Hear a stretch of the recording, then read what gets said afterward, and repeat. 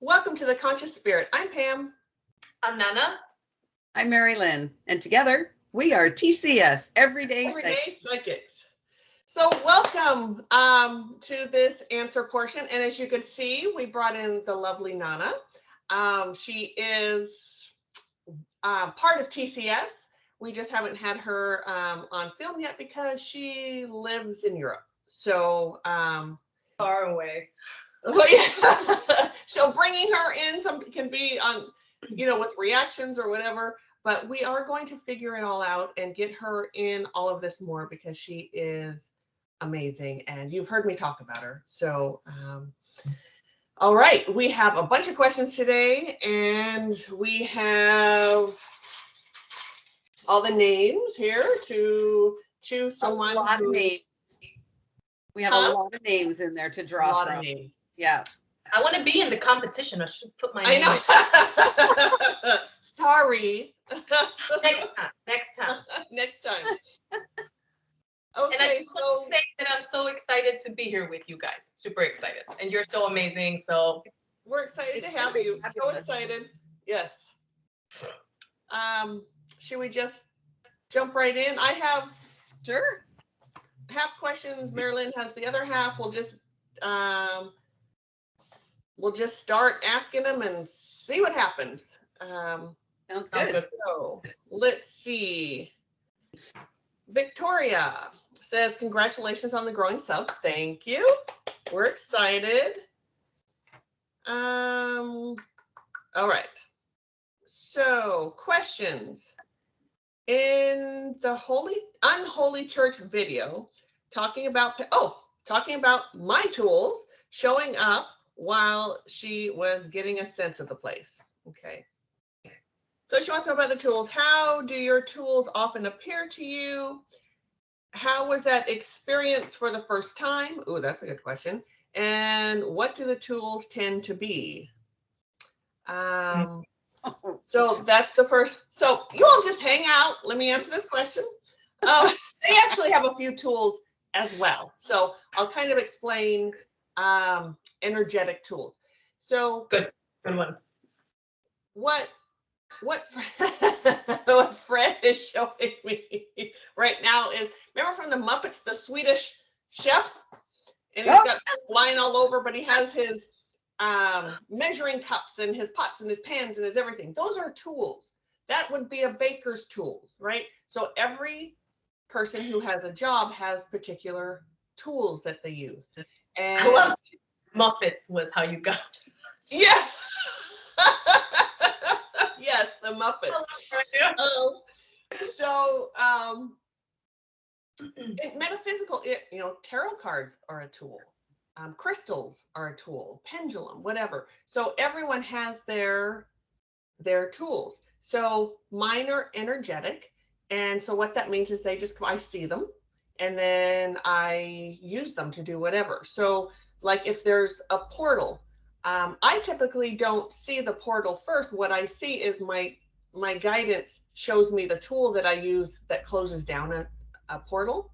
And then I know that's what I need to do. And I use it to help with that. So that's what energetic tools are.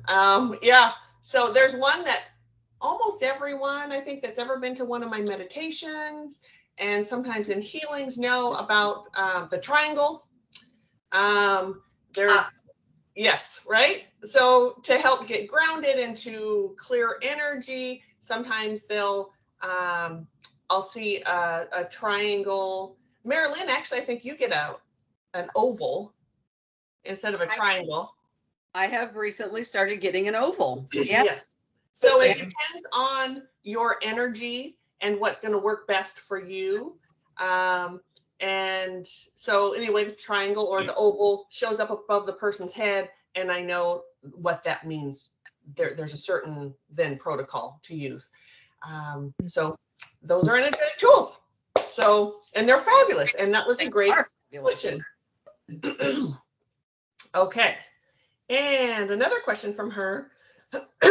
Excuse me. Why is remote viewing bad? Is it too dangerous? Is the question. Either of you want to answer that one? I'm thinking it goes a little bit, I think, hand in hand with the tools. Now I was thinking about what you said, tools. So let's go with the chef. You can have a knife. A knife can do a lot of harm if your intentions are bad, but it can also be used to just cut some things, for food. So I would answer that your intention is the thing that matters most. With remote viewing, great answer. Great answer. For me, Yeah. sorry. Go ahead, Mari-Lyn. No, Do you want to? For me, remote viewing is invasive. Mm-hmm. And remote viewing is so much different than reading the energy of a space. Mm-hmm. So reading the energy, that's all you're doing, right? It's just reading the energy that's in the room. And remote viewing is more being specific as to what's in the room. And I agree with Nana wholeheartedly that it can be a fabulous tool in the right circumstance with the right intention. Right. Yeah. Absolutely.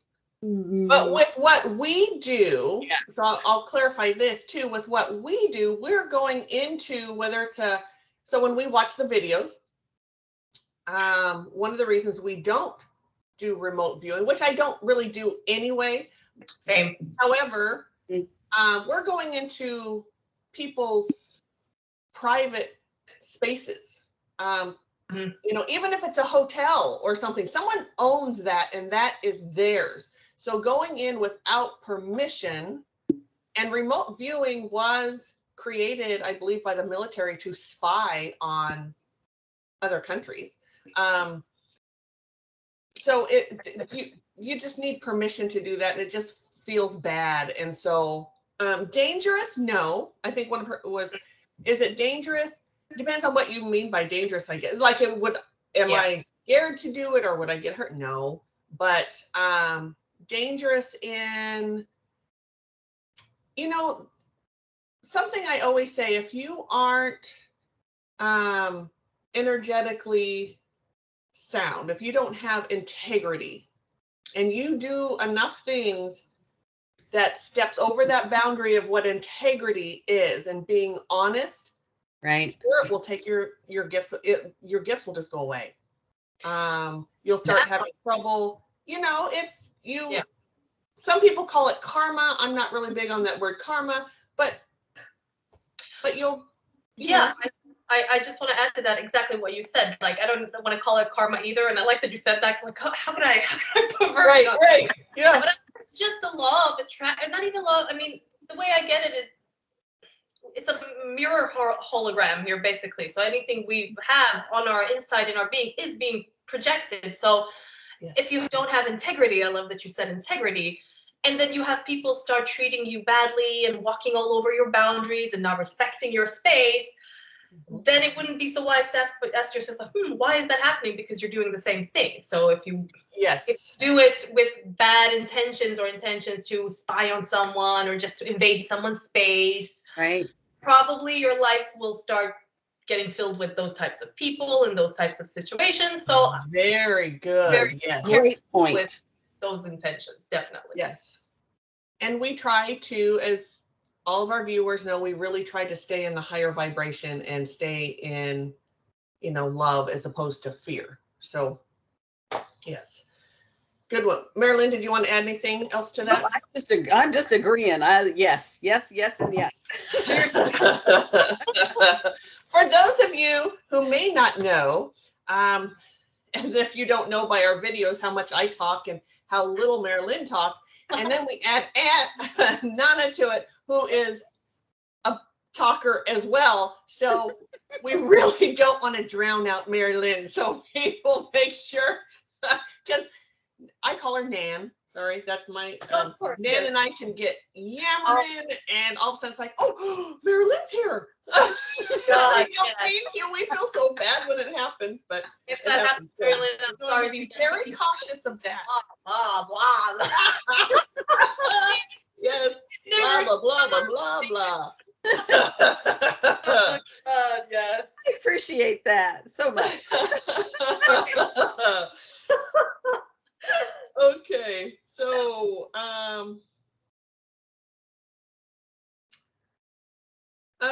this is what other basic or foundational knows are important to know? I think we just kind of went over some. It's really about not crossing someone's privacy is huge. I assume you're meaning with what we do with the paranormal and working with people. And really it kind of crosses over to all metaphysical areas. But you don't read people without permission ever. You just don't do it. It's not, sometimes you get hits and you can't help those just come in, but you don't chase them down and try to get more information. Oh no, I really have a problem when people do that. And yes. I think that's very common, and I'm sure yes. we're all guilty of it in the beginning, you know, when you want to make it, like, you want to start doing it more, and you want to use your psychic gifts or mediumship gifts, you know, you want to, like, you feel like the savior of the world, every spirit. Yes. Yes. That's fun for a while, but it always backfires, like spirit kind of. It backfires badly. Yes, yes. So I get that it's like we get enthusiastic in it, and you know, I get that, but I do think that it also comes with a lot of integrity. So I like what you said, like, don't ever cross free will is definitely. And when you say, like, you get hit by some things, and I know many times in some readings, we get hit with some things, but I also get the message the person is not really ready to hear that. So this is just something that you happen to get. Don't necessarily share it. Now, that right there, excuse me, as the two of you know, if you have a good teacher, she will, you know, practice, and you go over that and you learn the boundaries. You learn where those boundaries are and you learn not to cross them. So anyone who's watching this, you're learning from us, which I think is fabulous because so many of you tell us how much you learn from us. I still stress finding a good teacher, finding one who has integrity and believes in people's boundaries. Like, and I think part of it is you think of it as turn it on to yourself. Would you want someone doing that to you? Do you want someone just trying to dig into your stuff? Do you want someone to treat you that way? No, you don't. And even if it's someone, let's say there's a real asshole that makes you mad and you know, and there's a part of it, they don't deserve kindness or whatever. Yes, they do. Yes, they do. Their human self is really broken and sad, and that's why they're doing that. But there's still a soul in there, and they deserve better. So we just don't do it. So fundamentally, really, it's those the ethics of respecting other people. Yes, I think respect is definitely like the foundation. Just respect any existence, like you said. Like, it's up to us to judge things good or bad. And like, I love what you said about those assholes. We know how hard it is with the assholes. Oh yes. But yeah, I think that's also super important to stay. Just, I guess, just be in your own love and your own truth and your own integrity, and the respect, definitely. Yeah. Hey, Mari-Lyn, you want to add anything? No. No, between the two of you, you hit it right on. Okay. Although I was remembering when you were talking that someone has a specific question about finding a teacher. Oh, okay. Oh, good. Yeah. So I don't know if that was all of Victoria's questions. Oh, she wanted to know what is personal views on remote viewing, which we already talked about, and astral projecting. I think. Ooh. Yeah. Do you want to take that one, Mari-Lyn? I do not want to take astral projecting. I won't even. No. None of us here astral project. No. Unless Nana, you've started and I didn't know. I haven't. It happened like spontaneously, the start of it, when I was in the start of my spiritual journey. And when I was a kid, you know, you had lucid dreams as kids and all that. It's easier. But no, I don't try to do it, no. Yeah, no, either do I. Nothing wrong with it. I think it's fat. I agree. think it's amazing and they love it. And so I think if you want, that's my opinion. If you want to absolutely do it, it's yeah, I just don't. And yeah. Maybe, and I think that it's a very weird sensation when it happens, and I think a lot of people are not really ready for how that will feel. And there are a lot of things in that. Well, you would kind of be in the fourth dimension, I guess, first, and then you can kind of decide where you want. A lot of things are going to be weird. So yes. that's probably going to scare you. So I would definitely just be. I want to say like this: if you're going to astral project, make sure that you have good set and setting. You know, like when you come to Alaska or something like that, all the set and setting, being in an environment where you're relaxed, being in a good emotional health. I would not be super stressed, have anxiety, have panic attacks, and then be like, oh, let's astral project. Right. No, don't do that. Don't do that. Be very grounded and be like in a good space in your life. Like just find that, a time where it feels good, you feel stable. I guess the key word would be stable. Don't do it when you're not stable. And you want. And again, that's why it happens a lot when we sleep, because our body is safe. It's in a safe place where we need to be. And so our astral body will jump out. And it happens we all do it. We just don't really, it's not purposeful. I don't purposefully go do it. Right. So, but it's a great. I travel all the time when I'm sleeping. Yeah. That's fabulous. Yes. But my experience of the dimensions when I am fully aware is enough for me. Yes. To purposely project. No, I personally have no desire to put myself through that intense of an experience. Yes. Yeah. Yes. And all three of us work with the multi-dimensions. So so exactly what you just said, I don't feel the need to, because we can be in those other dimensions and whatever, we work with them. So it's so different. And it's just a little bit different, but it's still the other dimensions. And got it, I'm good. Don't need to do it. Yes. I get that people that are very cynical, maybe cynical is not the right word. Okay, I'm gonna go with cynical. People that are very cynical and very logical, we're like, no, I kind of want to believe a little bit, but I don't believe. It makes absolutely no sense. And everything's just grounded and everything's science. It would be a good idea for them, because astral projecting for them almost like keep them more open-minded. It would be like, wow, so wrong. There's more to this. But never thought of it that way. People that are kind of really open, you can have the experience, and I think it would be great just to have the experience, and because we can do it. But again, like you guys said, I don't think it's necessary. Yeah. I don't either. But you know what? You do you. You want to do it? Absolutely. It's we all know people that do it and they absolutely love it and can't imagine their life without it. Exactly. So, True. And we love hearing the stories they tell, when they Yes, agreed.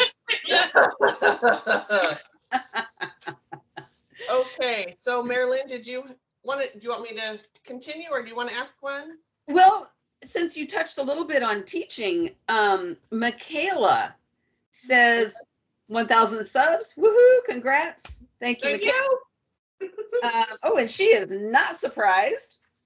Oh, neither am I. Says many people are feeling lost with what's going on in the world, so they're drawn to the other side and to the metaphysical. We are also hungry for the truth. Thank you for all that you have been doing. Thank you, Michaela. That's why we do what we do. Yes. And can I say something real quick before you move on? Because thank you, Michaela, you brought up something. So once in a while, we have someone who comments and they're not very nice. They say something really nasty. It goes with the territory. Trust me, being psychic, it goes with the territory. You're a fake, you're a fraud, you're a this, you're a that, blah, blah, blah. It happens. The reason that, like, some of you might, as soon as we see those kind of comments, we delete them. And the reason is because of just what Michaela said. We want to stay in the high vibration of love and generosity and gratitude and kindness. So someone said something nasty one time, and we had a couple viewers. We appreciate the sentiment that you wanted to stick up for us and you said something to that person, but that's exactly what we don't want to happen. We don't want that to be our channel. We want to stay in that high loving energy, and those people, then the healer in us wants to like heal that person, because we know that person being so nasty is so broken and so sad, and they're looking for any type of connection they can make, and they only know how to make connection through being angry and nasty. So we just delete them. We send them on their path, whatever their journey is in this lifetime, it's theirs. We try to stay in our lane, and our lane is staying positive and loving and kind. So thank you for seeing that, because we really do try to put that out there as best we can. And we're human. We have days and we have, stuff that happens. But anyway, thank you, Michaela. That just brought that up. So go ahead. Now to the question that Michaela actually has. Yeah. So you mostly answered this, but I'm sure there's a little bit more. Pam, you said you were a teacher. I'd like to find someone in my area who could help me develop my gifts. What kind of credentials should I look for? Oof.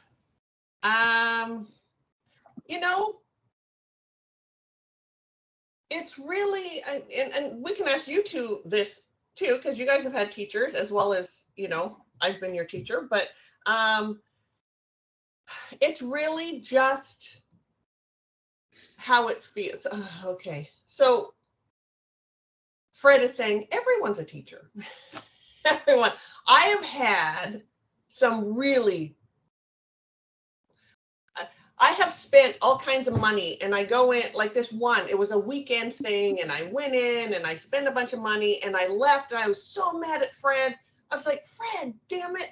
What the hell? Like, that was horrible. Those women were terrible. I learned nothing. And he's standing there laughing. And he's like, yeah, you did. You learned what not to do.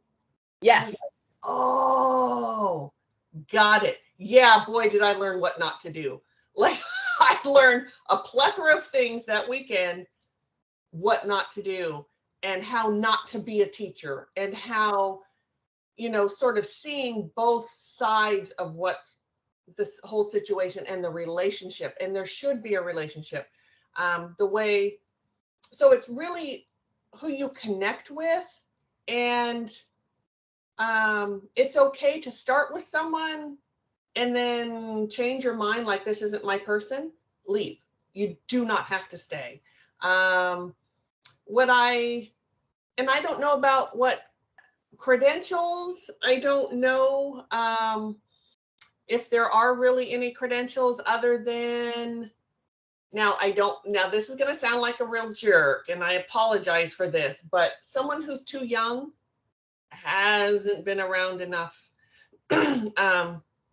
Hasn't been around enough. That's all I'm going to say. They might be really great psychics themselves, but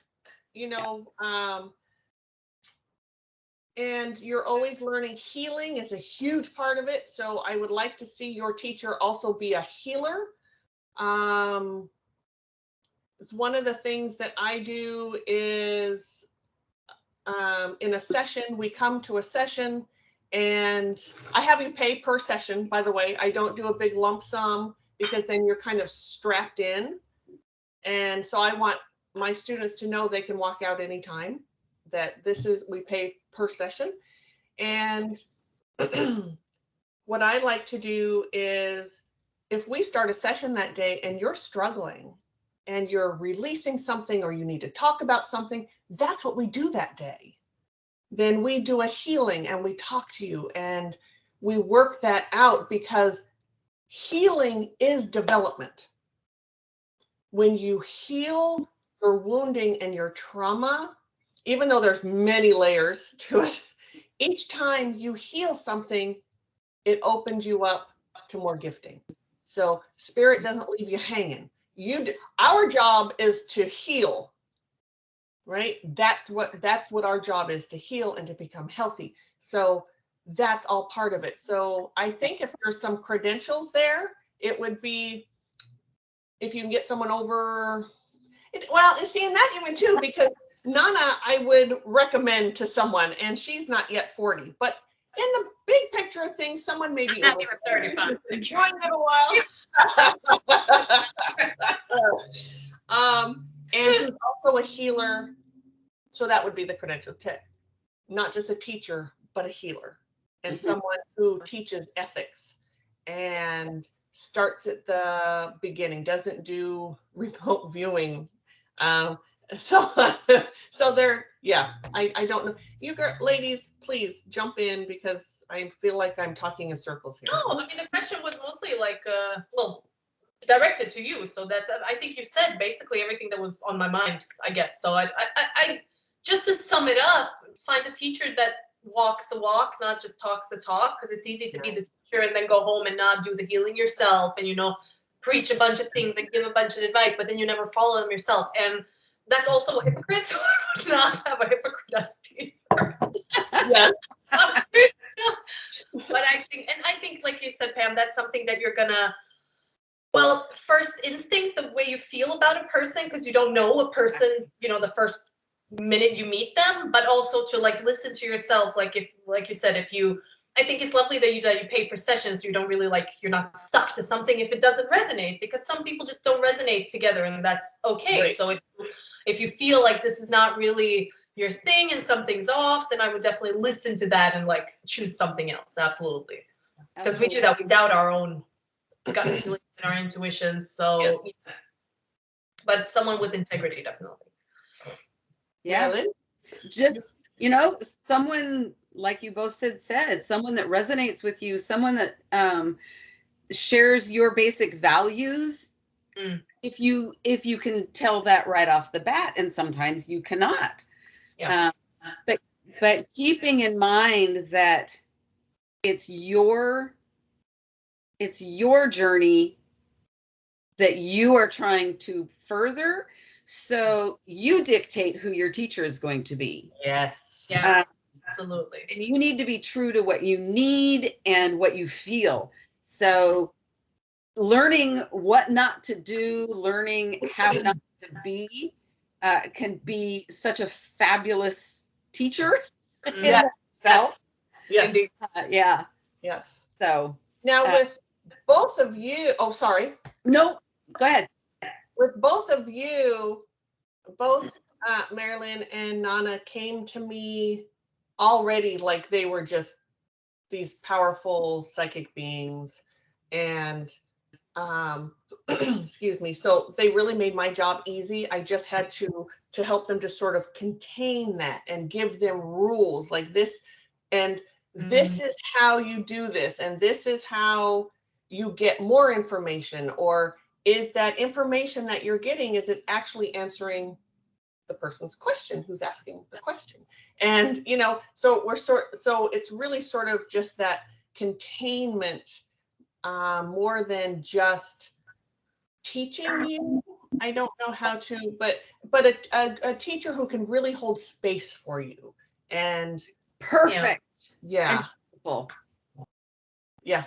So holding space is holding space at a particular vibration of gratitude, of love, and learning. And when they can hold that space for you, they're sort of that container. So you're not all over the place and like we all know we can get. Yeah. And that's the type of teacher that isn't pounding something into you for you to learn how they do it. Yes. It's someone who's holding space to give you the opportunity to learn how your gifting works for you. Oh, yeah.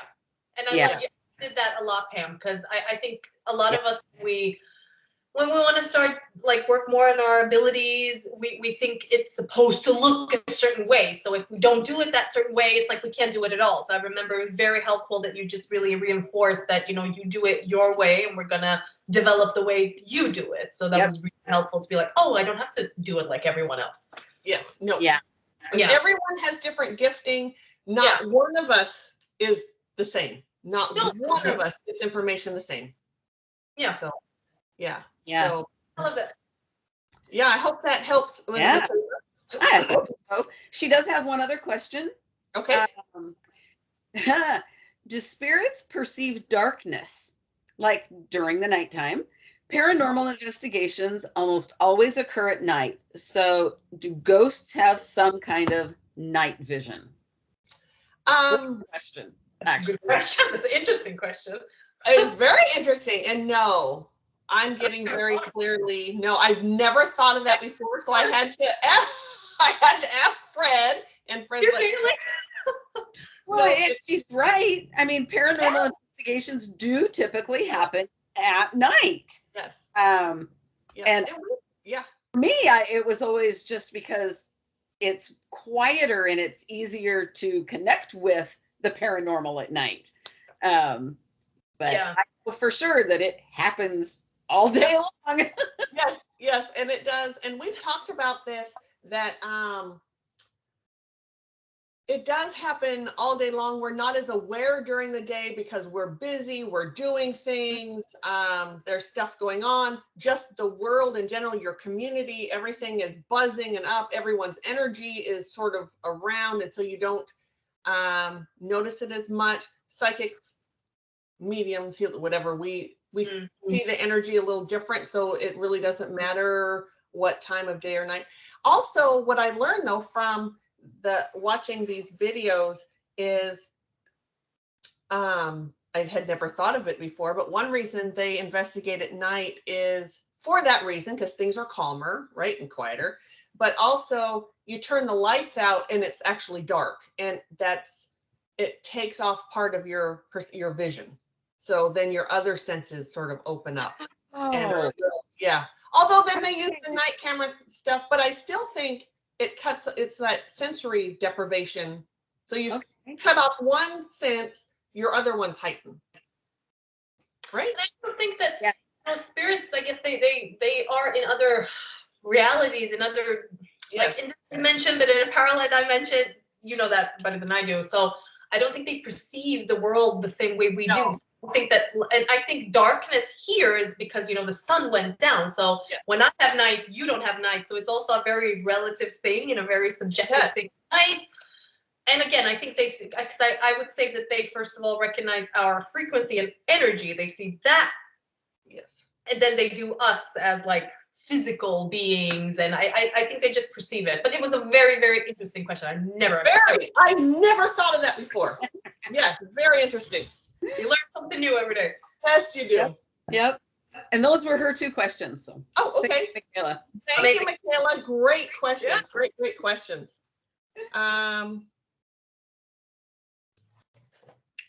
Let's see. All right. So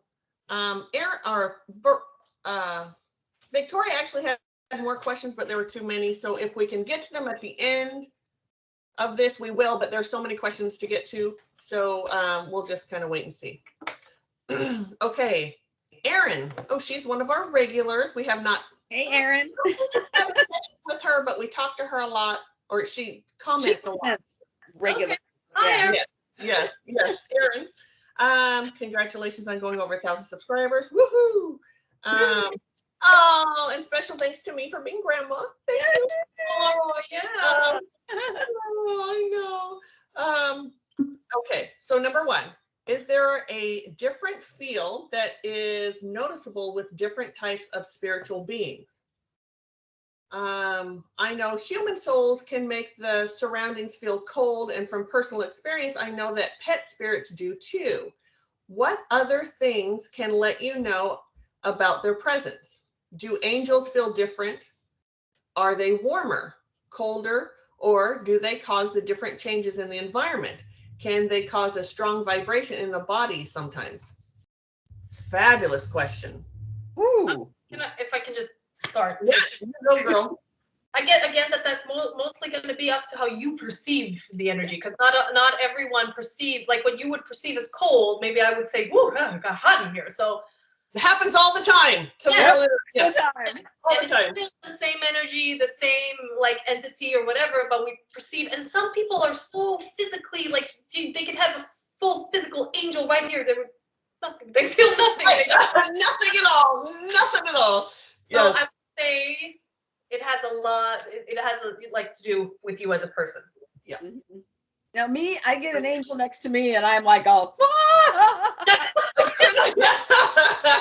comes the waterworks. Emotional one over. It's hot. It's cold. It's everything at once. The tears. Yes. Yes. So yes. But someone certainly can. So Erin, if you get cold or warm, what I would say to you is pay attention at those times to what's going on with you. Yes. And maybe that'll help you with whomever the being, the entity, spirit, earthy, whoever it is, whoever that is, and then you can help differentiate because it can be cold weather. All three of us know what cold weather is like, and you can get even colder, like there when a particular entity comes in, or you're like hot flashing and it's it's 20 degrees out, but you're like, is that cold? Crazy hot. Oh yeah, I forgot Miss Celsius. Let's say you're at 0 degrees. Oh yeah, got it now, got it. Yeah. Just like the guy walking down the street and it's snowing and he's wearing shorts. Right. Yeah.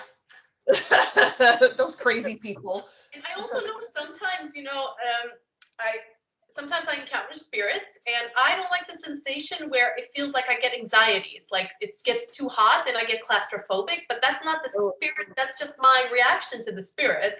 I don't like it because I'm a cold person. I'm always cold. So when my heart rate goes up and I get warm, I get claustrophobic. So sometimes I ask the spirit, like, hey, could you move away? And I get like, you're in my space. I'm not in your space. Like here. I'm like, okay, right.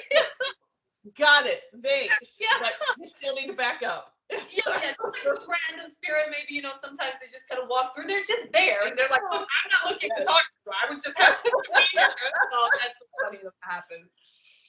Well, that sort of goes with her last question of can they cause a strong vibration in your body? Yeah. Oh, yeah. Absolutely.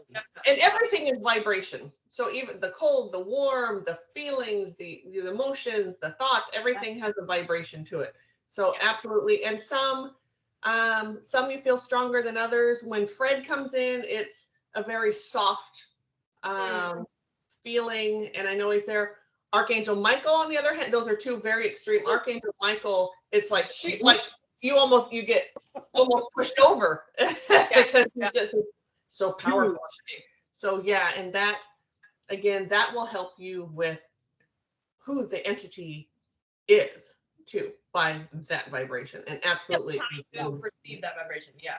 Yeah. Okay. What are the strongest everyday practices you found to keep your vibration high so that it's easier to connect with your angels and spirit guides?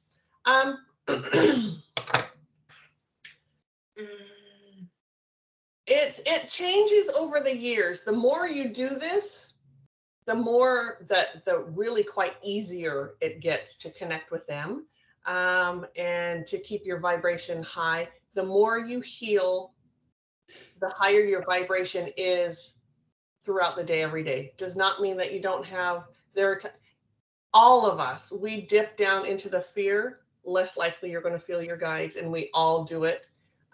Each one of us has called each other and said, I'm really in a bad place. I can't hear my guides. Can you help me? Oh yeah. That happens. Yeah. That it happens. That's being human. It's human. I have a practice that I do every morning. It's just like 3 minutes long, and I get up. I wake up in the morning and I give my gratitudes and I welcome all my guides, and do you have any anything you want to tell me? And that's kind of my practice every morning. And then at night, sometimes they'll just go, all of a sudden I'm getting all these downloads. They know because I'll say, I got messages for you. And I start Oh, I love that. Sending these messages. But it's just being with spirit, just being in gratitude. For me, being in gratitude, being with spirit, do that every day and heal your shit. Yes. I agree. And I also think that, like, again, if you try to do something that you think you should be doing and it doesn't feel comfortable, then it's just going to backfire. I see a lot of people start the spiritual journey and they're like, okay, first I want to say, I personally, I know a lot of people are different with meditation, and meditation looks so different. There's active meditation, meditation, walking meditation. There's so many ways to like meditate. I like to meditate, but not every day and not the same every day. Sometimes my meditation looks like doing yoga because I have to be in the body because my mind is blah, blah, blah, blah, blah. I just can't. Yes. I shut it up, but do something. And I feel like if you get into the space of like, oh, I should be meditating now, but I'm not. And exactly 15 minutes every day. Yeah. Right? Yeah. Then it's going to backfire. Then you're just back in that low vibration of beating yourself up, thinking you're not good enough. And then it's like you're resisting it even more. So I think just getting to know what feels fun and comfortable. Stay curious. Staying curious is a big way for me to stay connected to spirit. Like just, I always tell Pam, like, nothing beats a really good question. I like questions. Yeah. Right? Yes. Yeah. For me, I think a practice of Qigong really helps me start off the day in the energy of spirit. But as you go along in your journey and as you heal, you learn what works for you, especially in the low times. Yes. Calling up Pam and saying, oh my God, I'm in trouble, I can't hear a thing, is fabulous. But sometimes you get to such a low place that you can't even do that. Yes, you don't even think to ask. Yeah, that's true. Don't. Yeah. I have learned if I vacuum, spirit is right there.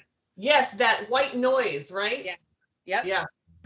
Something about vacuuming. Yep.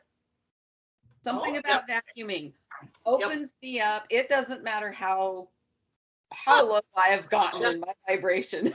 Yeah. I'm gonna try that thing. Find that thing. Maybe it's like try vacuuming, like Mari-Lyn. It absolutely works for her. Yeah, I know. Yep.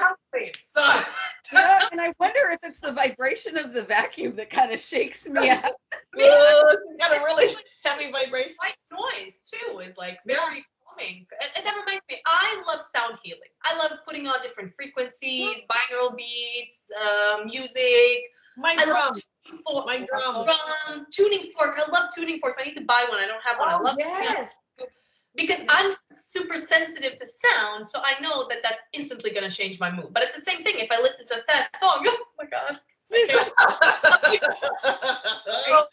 Getting to know yourself, and what Pam said before, healing your shit. Like our ego loves to justify so many things. Like getting to really see our patterns from an objective space and be able to say, you know what, I do this sometimes. It's kind of wreaking havoc on my life, and I admit it, and I want to do it differently.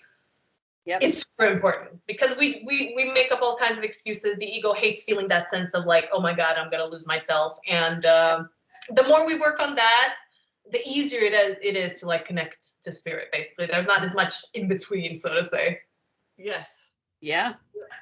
So it's really, I guess that just boils to it just being with spirit, however that looks for you. Yeah. However it looks, and it looks different for all of us. Yep. And that's a daily practice. And just doing what you're passionate about. Me personally, I hate cooking. I have to do it because I have to eat, but like I really don't like it. But I know some people, they're so passionate about cooking and they experiment that I can only imagine that that's when they feel like most connected to spirit. Absolutely. Yeah. But I whatever can physically bring your deva vibration up. Yeah. Absolutely. And the more you do this, the longer you do it, it just comes really natural. Like I don't have to sit and think, oh, I have to sit with spirit today, or I have to. Yeah. I wake up talking to them. Yeah. And, That's true. but and I've had a lot of people over the years ask me what my practice is. And I'm like, I don't know. Like, I just wake up and start talking. It has just become that. Yeah. I agree with that. It's Yeah. like muscle memory. It just Yes. happens. Yes. Yeah. Now, there are people who've been doing this longer than me who still every night turn off all their screens and everything and just be in that. I can't do that. That sounds boring as hell. Not gonna happen. Everybody's all alone in the dark, like Yeah, I know, it's like not working for me. So it doesn't have to look like anything. It does not have to look like other people do it. Just find that time that feels good for you and that raises your vibration just because you find that joy. So it's whenever you can find that joy. Your guides are around you anyway, no matter what your vibration is. It's up to us to tune to them. And that's what does it, that joy. Yeah. That's really great questions. Yes. I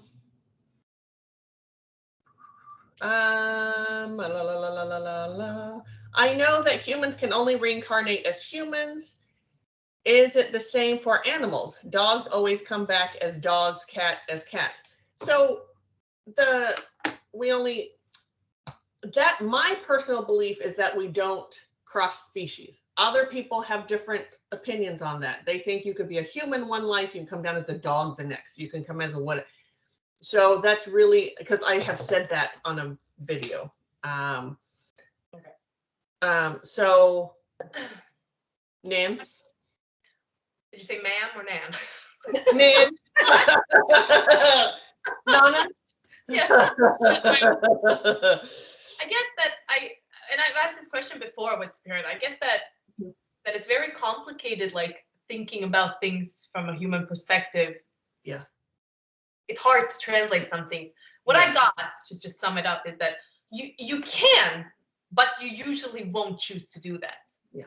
So you can be a cow and then a human and then a rabbit, but usually you wouldn't choose to do that because it wouldn't make any sense. And also it's hard to understand, I think, also because, lives happen, like time is something here. Time is time. So all these lives, like I like to call them parallel lives or other lives. Yes. They're happening. So yeah, sure, in some life you're probably a cow maybe, but if we're just gonna like take it linear, you could, but like your likelihood of choosing to do that would be very low because your soul knows what it needs for that evolution, basically. Yes. Right. Yes. Yeah. Yeah. Yeah. Great My question. soul agrees with that. What? My soul agrees with that. Get rabbit next time, and I'm kidding. Yes. So I'll just ask this next question because I think it might kind of go with what we were just saying. Okay. I don't know this person. Neamkin? Neamkin. Okay. Okay. Yeah. Yes, So this is, yes. If we reincarnate, then how can mediums talk to our loved ones on the other side? Congratulations on the 100. Thank you. Or the 1,000. Another great question. Really good. Because there's always a part of us that stays in the higher realm. Our higher self is there, our oversoul. We're always there. So a part of us comes down here and has all of these lives, etc.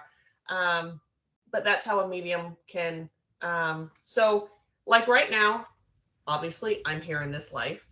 If someone wants to talk, I'm in another life and they want to talk to me, I've passed away, whatever, they can still talk to that person that I was in that life. Yeah, that's so cool. Don't you think? It's I think it's fabulous. Yes. We can go down the rabbit hole forever. It's just so, I love that. And also on that same sort of thread, sometimes if you're done with that life, if you learned everything you needed to do in that life, you feel just done. A medium can try as hard as they want to, and if you don't want to talk, you don't have to talk. And that happens a lot. People don't always come in because they have either finished that relationship because it's not the same as it is here. Right. True. It's not the same as it is here. So let's say I crossed over, Nan wanted to talk to me. She goes to Mari-Lyn and said, let's, talk to Pam. And Mari-Lyn's like, she's not coming forward. She has nothing to say to you. Like, she loves you. Hope you're having a great life, but there's nothing between you that needs to be healed. There's no regret there. There's nothing. So Pam has other stuff to do. She exited other stuff. Yes. Like, we're very busy on the other side. So I like that answer. I like that answer a lot. And really, that's kind of best case scenario. Absolutely. It It's doesn't only feel us like human people that get hurt by that and whatever. Right. but it really is the most beautiful Yes. situation. Yeah. And I love what you said, that there's nothing left to be healed between. Like, we're finished. Right. We love each other. We're in that oneness, and I can move on. Like, I don't need you in that same way. You don't need me in that same way. So I really love that. I think that was really beautiful. Yeah. So it's really for the human to heal and move past that relationship because there's nothing else there to be healed. Yes, Mari-Lyn. I'm sorry. I just had a personal epiphany about someone who is just heartbroken that his mother has never come to him. And it just hit me. There is no reason. Yes. Oh, yeah. And it was just such a beautiful feeling. Oh, yes, it is. That is And really it's hard for us to understand. It's like, why would my mother not want to come to me and talk to me? I'm in pain. They're not in pain. They're not struggling. They know what your life is down here, what your journey is. And that's part of the human journey. Yeah. Yeah. That's beautiful. So thank you. Was that question still from Nimkin? Yes. Thank you for that. That was yes. Yeah, she actually asked, or she or he actually just asked one. I sort of added to it. Thank you, Nimkin and Pam. Well, here's another one that goes right along with it. Should I just keep going? Yeah. These questions are amazing. I just have to say, I know, aren't they amazing? I know. We have the best, most intelligent viewers. We really do. We do. We They're really do. ridiculous. So Bonnie, I want to ask you guys about when my dad passed away. A couple of days later, he appeared to me in the form of a shadow of himself at the end of my bed. Was that really him coming to say goodbye to me? Thanks for sharing your knowledge on the paranormal with your viewers. You're very welcome. So we're going to make this kind of a sort of put that into a general, yes, it was probably him. We stay around. Yeah, when we leave our physical body, when we leave our deva here, we stay around for about a week, and it's just sort of an adjustment period before we cross to the higher realms and go through a life review and get healed and all of that. We stay for about a week and we visit everyone. That's what we do. We're often at our own funeral. There are some people who say don't cremate too quickly after death because your light body, that really confuses you. I don't know, but that rings true for me. Like, don't do that right away. Let your light body sort of adjust to that's an adjustment time. So yeah, absolutely. We go visit our loved ones. Yeah, I totally agree. I don't think there's anything to add to that. I absolutely also think it was your dad. I think some people get up, like, oh, it appeared as a shadow, so it must be something bad. But again, I don't want anyone to see it like that. And I think, again, the way you perceived him, it's not that he came as a shadow, but you could perceive him as a shadow. Yes. So, right. Forget our own part in it so many times. So much. Yes. Well, yeah. Something also to remember is just because you see them right after death doesn't mean that they haven't crossed over. Right. They're in that transition period. Yes. So I know there are some people that think they just died and I saw them, they're stuck here on earth. And no, That Yeah. is not the case. True. Okay, so Mari-Lyn, Yeah.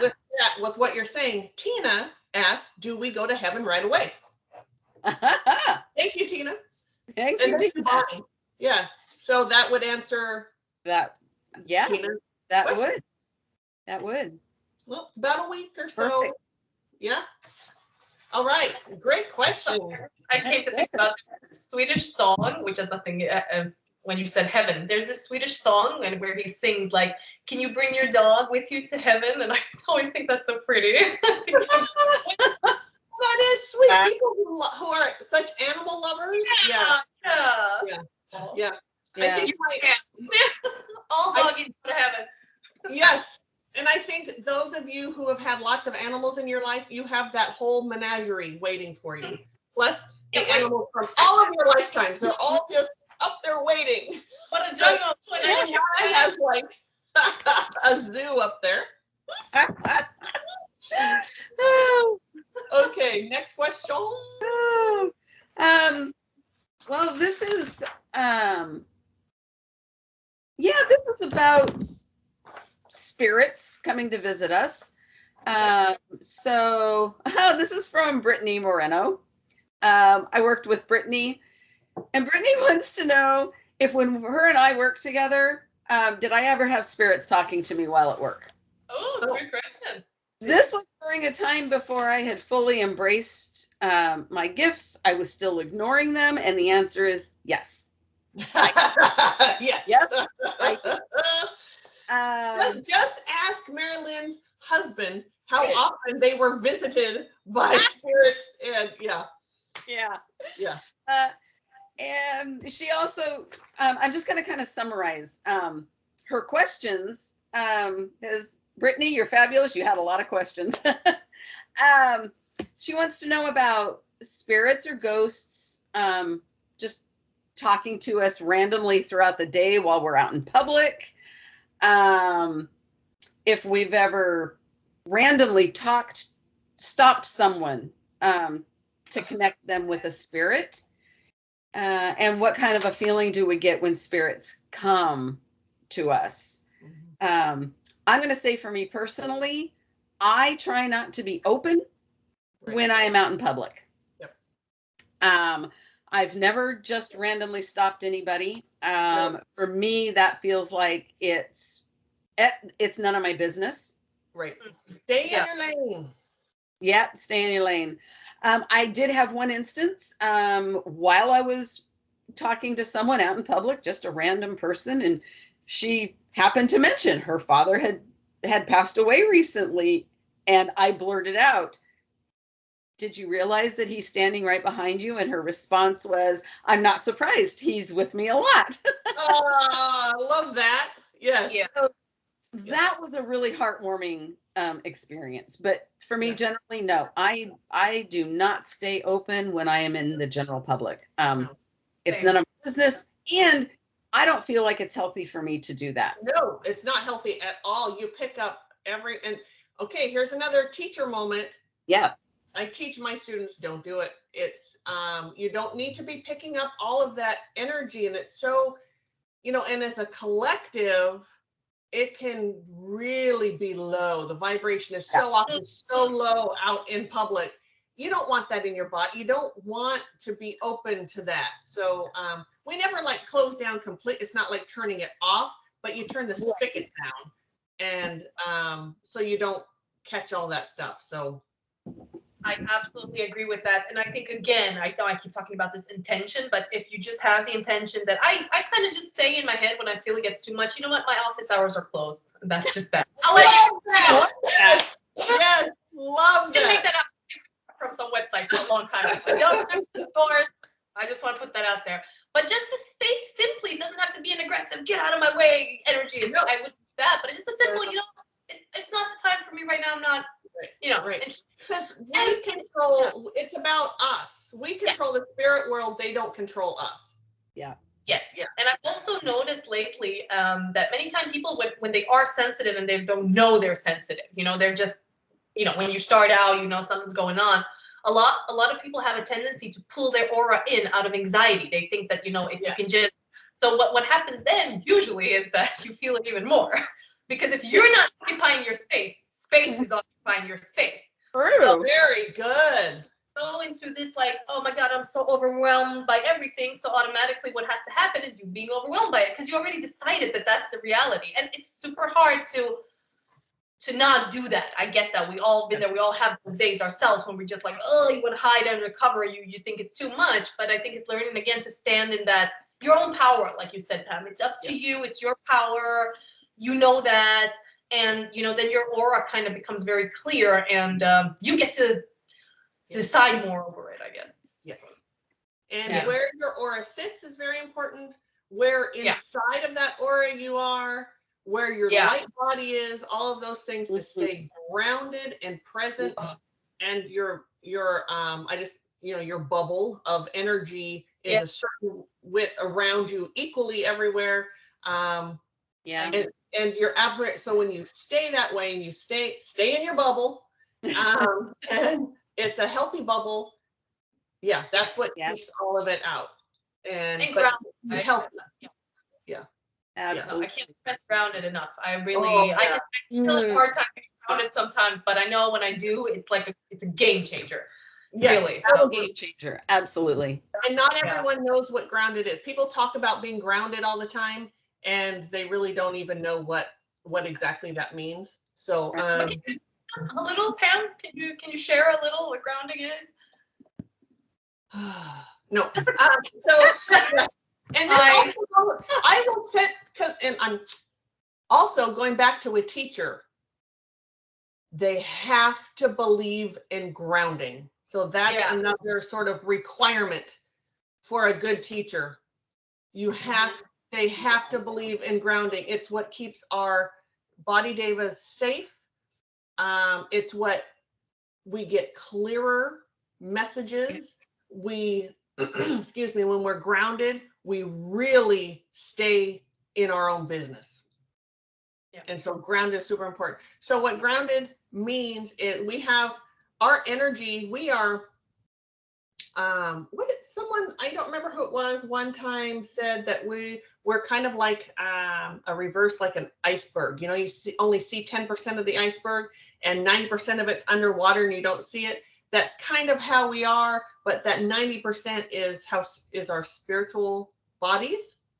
So that 10%. So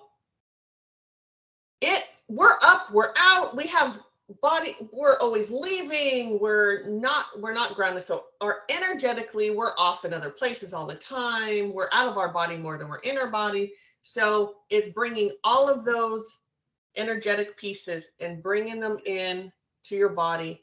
And when I say grounded, very often during the day, so you should be completely in the center of your bubble.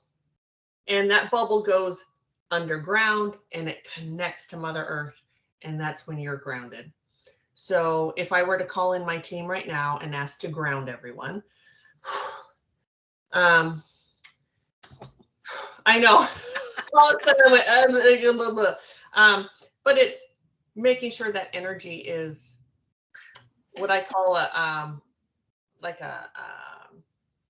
horizon. Your horizon is level and it's healthy, and you're right there in the center of that bubble and everything is grounded, and you stay that way, because we pop up all the time. There's times when we're so out there, and if you look at you ask kind of, where's my aura, where's my energy, and the bottom of it's like right here. So you're way out there. Some teachers, a lot of psychics, that's where they do their work from, is here on up. And it's so unhealthy. The messages aren't as clear. They think they are. They think they're super clear and they get all kinds of information and they're all excited.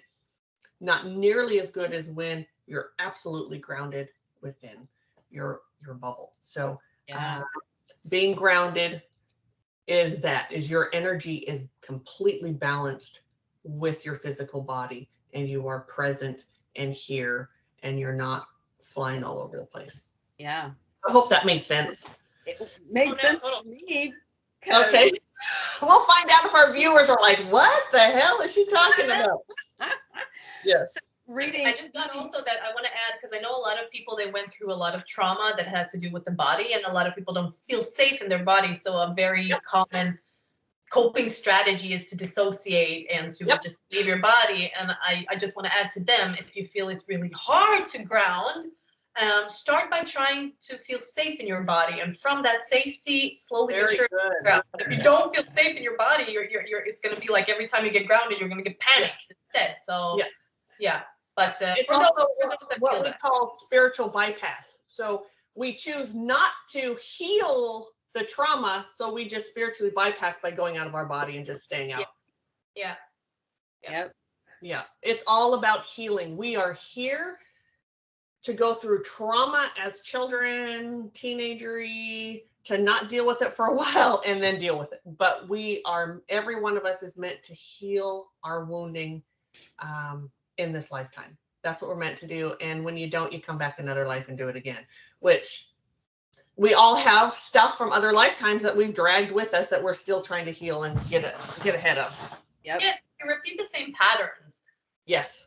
If you don't, you kind of set up the same patterns to, And I know a lot of spirits are like, okay, well, I moved on, I'll have another life, or no, actually you think when you're human that won't happen when you're a spirit, but spirit, you really want to finish it. So you're going to set up the same kind of circumstances to, again, have the same sort of trauma to be able to heal it. So if you keep attracting the same type of person, you're like, why the hell do I keep attracting that?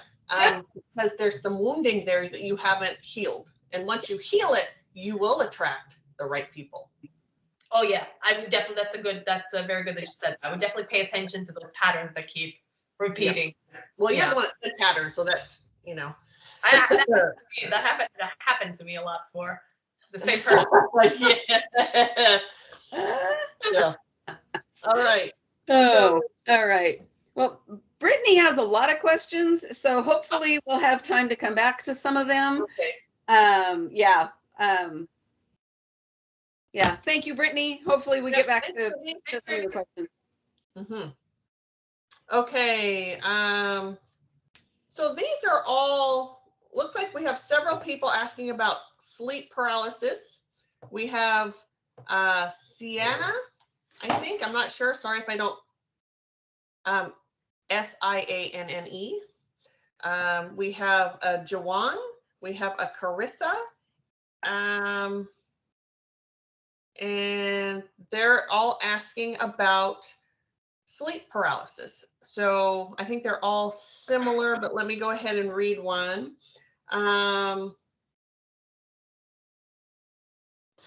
So she's asking about sleep paralysis and feeling like she's being strangled. Could this be a type of paranormal attack?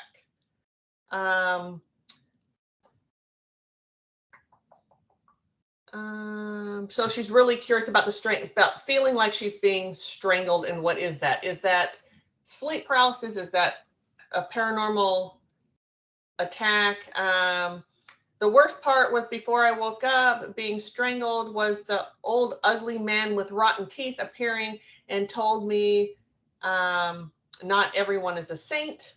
I still get goosebumps whenever I think about this. I bet you do. And I am so sorry that happened to you. Yeah. And then, do you think these type of experiences are just nightmares or something else? Okay. And then, Jawan wants to know what sleep paralysis means. And then Carissa, is it really as simple as being partially conscious during the REM sleep cycle, or is there more to it? So those are all kind of really right into the same with sleep paralysis. Anyone want to take that one? Ooh. I can only relate it to my own experience. I had a lot of sleep paralysis before, not so much now because I sleep better. But I relate sleep paralysis to out-of-body experience. To me, they're correlated. To me, it's like a crash back, like into this reality, and your brain. It's partially it's multidimensional. Partially it's your brain. Like your brain hasn't really woken up, so you're literally paralyzed. Your brain paralyzes your body when you sleep. You don't walk around doing a lot of things. So you don't sleepwalk, basically. Your light body is still sort of shimmering, like getting just in there. yeah, Yeah. and what I get these the things that you see and experience, it's like the dimensions kind of bleed together because you're in that in between. And I want to stress again that most of these things that we go through that are really scary, it's a dimension that mirrors your emotional state. So Yes. mostly that feeling of being strangled is a feeling you're carrying within you that you are translating as something strangling you, but it could be you losing your voice, you losing your truth, you not being able to express There's yourself. fear there somewhere. Fear of something is there. Yes. So I wouldn't worry too much or try to like not have a sleep paralysis or, you know, smudge everything. I wouldn't really worry too much on the outside. I would try to like tend to that fear on the inside, because everything that happens that way, you can see it as a messenger that kind of does message to that fear. And I would see, even if it's super scary, that sounds horrible. It sounds like a horror movie, and I would never want to experience that. Awful. No. Yeah. But I think the most effective way, what I get, is to tend to the fear and heal that from that root, and then you can have other type of experiences, Yes. or maybe not have that sleep paralysis altogether. So I would add to that. Oh, Mari-Lyn, I'm sorry. Did you have something to say? I have never experienced sleep paralysis. Okay. I have worked with a few people that have had it, and I totally believe when Nan said that landed for the experiences that I have. Yeah, but it's scary. It's Now- scary. Sleep paralysis. It's horrible. It's horrible. It's just, yeah. Now, if you have that same, because I have like 3 times in a row the exact same sleep paralysis, and it was definitely a fear that I had. So I was trying to work on that fear. It was being brought to my attention. You have this fear, because it looks exactly the same every time. Now, as far as could it be some sort of psychic attack or something, I would never rule that out. I mean, that's, all things are possible. But one of the ways that I would look at that is what else is happening while you're awake? What else is going on in your space? Are you feeling spirits? Do you think you might have created like a PK manifestation? Or is there spirits in your room? What other paranormal things are happening? Then I would look at, could it be something paranormal? But if there's nothing else going on, it's most likely fear. It's that fear coming up, just like Nan was talking about. So that would be, for me, the difference. And I have, Mari-Lyn, we have spirits that sort of go through. We try to keep our space really clear. We've talked about that, but it still happens. They still come through. And like I said, Mari-Lyn never has them. So just because you have paranormal activity around you doesn't mean that you're going to have sleep paralysis. Exactly. And the other is true.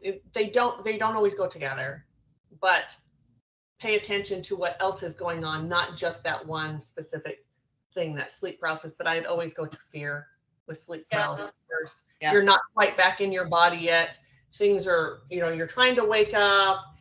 Your light body's not, you can't move your body. It's just horrifying. And it only lasts a couple of seconds. It feels like a long time. Yeah. Oh my God. Yeah. I also want to say, I know that most of the time when I had it happen, I had a lot of stressful things going on in my life at that moment.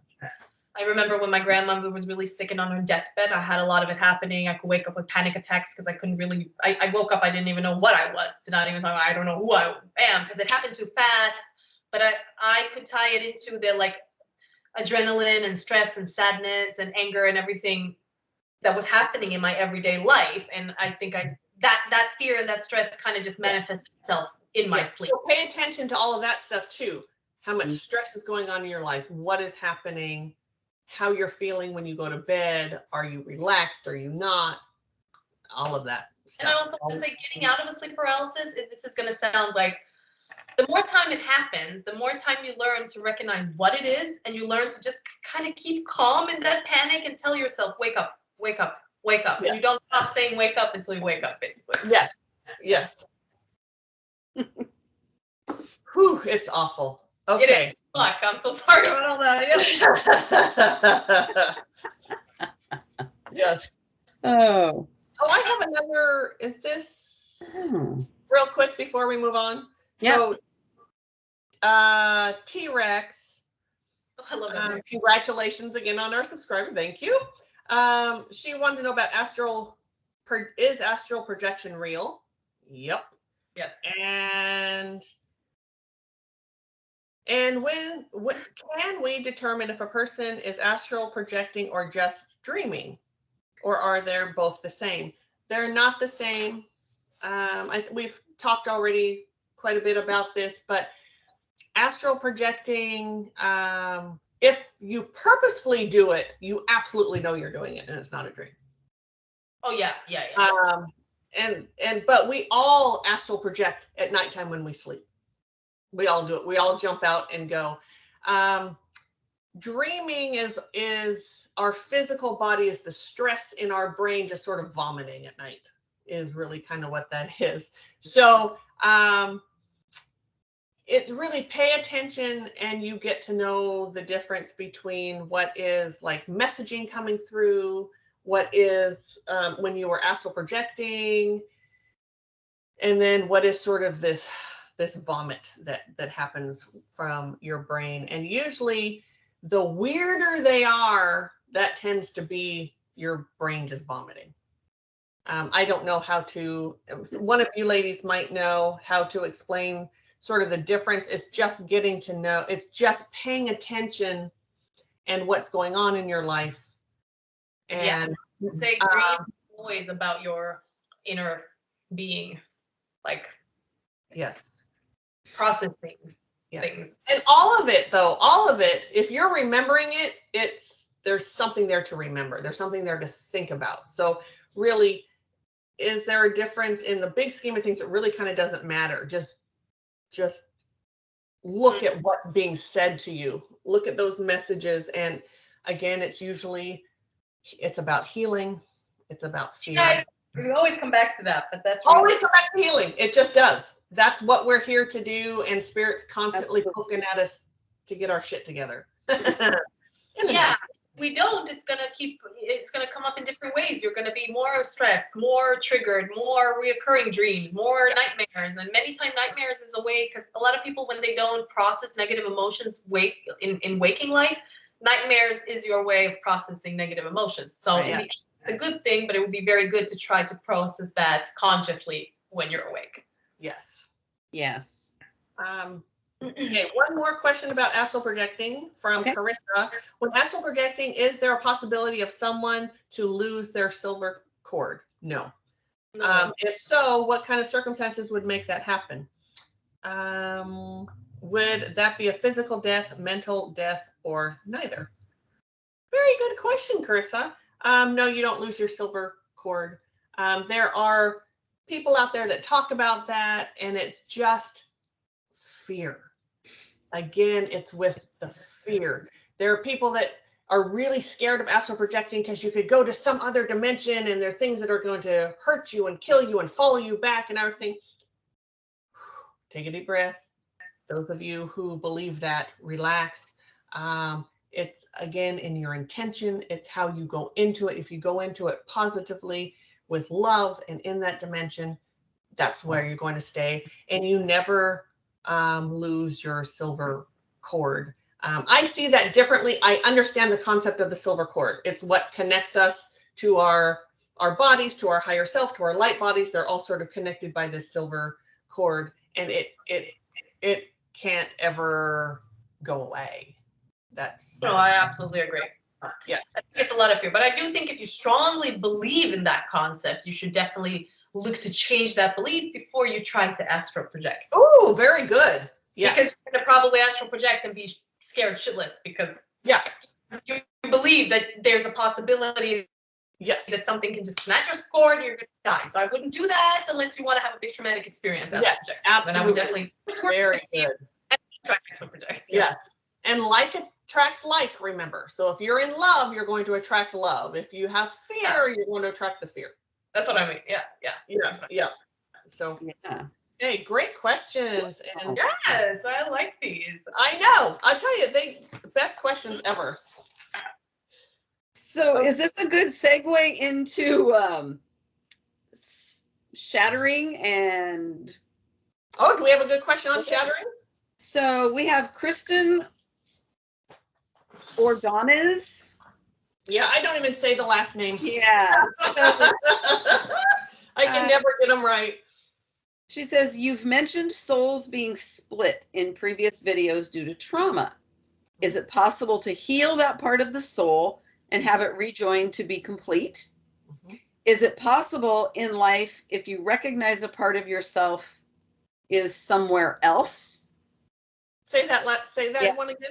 Is it possible in life if you recognize a part of yourself is somewhere else? So, okay. Yeah. Okay.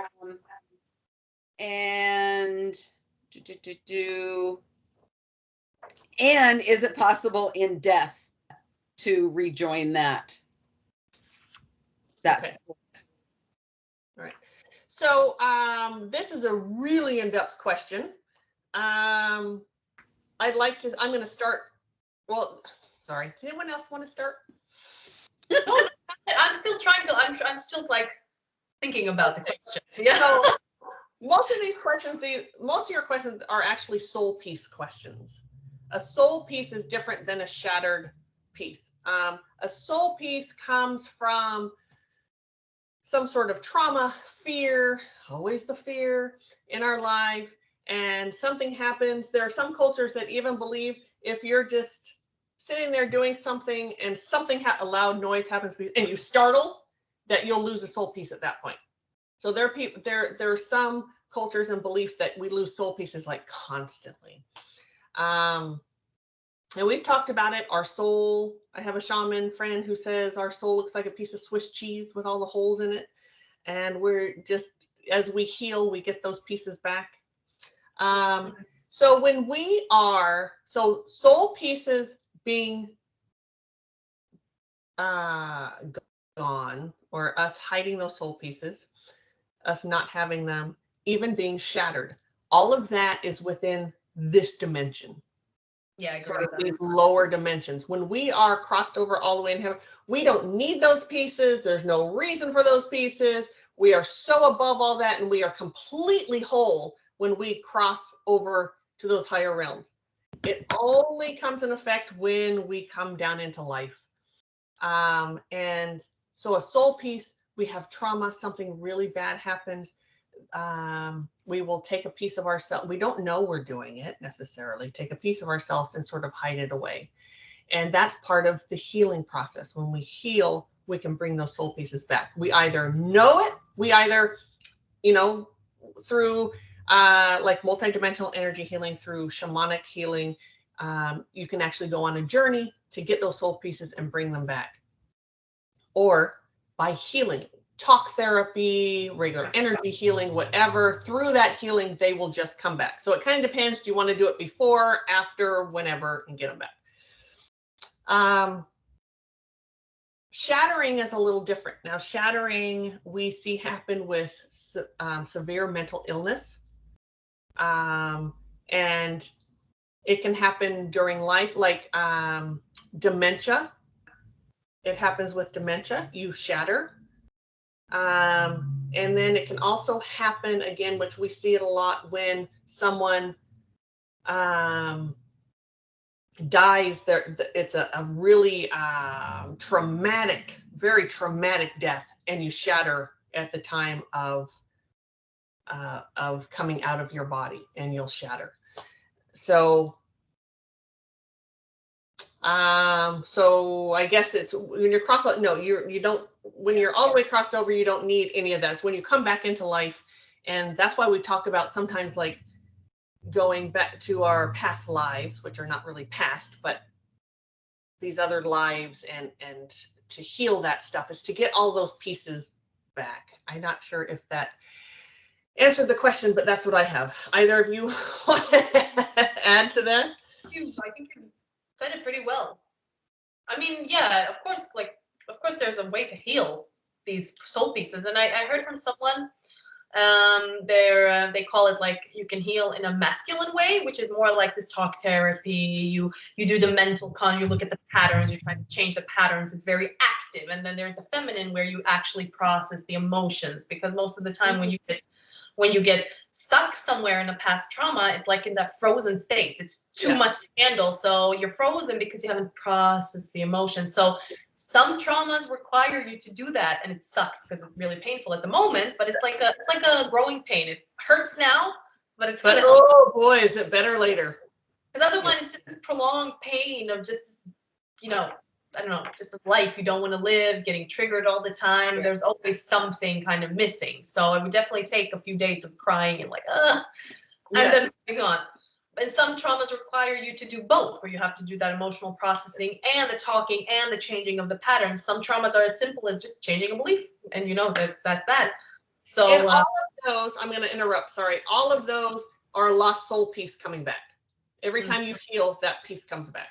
In all those scenarios, it was soul pieces. Yeah. Yeah, you just take different approaches to it. Yes. Yeah. Yeah.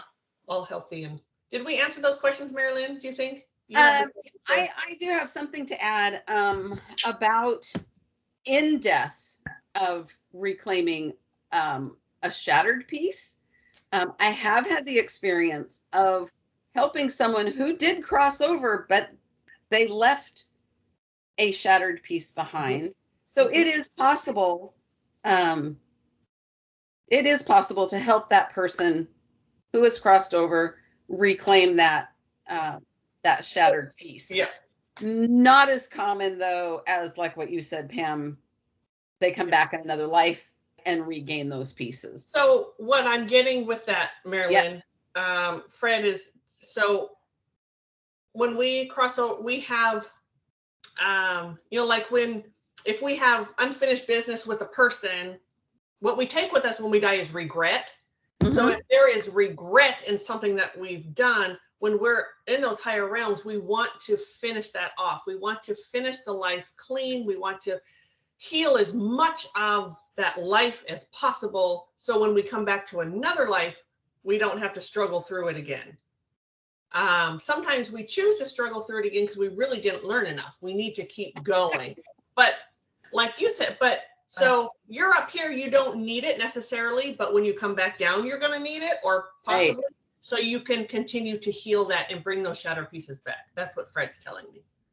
And that makes so much sense. Yeah. So yeah, it is a great question. So thank you, Kristen. Yes. I think we answered this question for Michelle Pillar. And thank you. She says we're amazing. Thank you. It was about our soul leaving our body as we sleep. And I hope we answered that for you, Michelle, already. She does want to know, is our conscious spirit and our soul separate? Say that again. Sorry, I was reading. Our conscious spirit and our soul, are they separate? Depends on who you ask. We have our conscious spirit. We have many different, and this depends on who you talk to, how many different energetic pieces we have. And they're all have a level of consciousness to them. So it's kind of an answer, non-answer, but it's the best we can do it. There, like Nan always says, there's so much that our physical brain, our human brain cannot understand it. It's so very complicated. Yeah. And I'm also saying nothing in this universe is necessarily separate. It's just an illusion of separation. Like we can separate some things to learn, and this dimension here is a perceived separation, which you can choose into over and over again. And we know a lot of entities that are like, you know what, love, light, not my thing. I'm staying here. And that's but I guess just to simplify it, nothing is really separate. It's just different mechanisms of the universe to experience itself. Yes. Very good. Yes. Yep. Great answer. Yeah. Okay. It's my conscious spirit.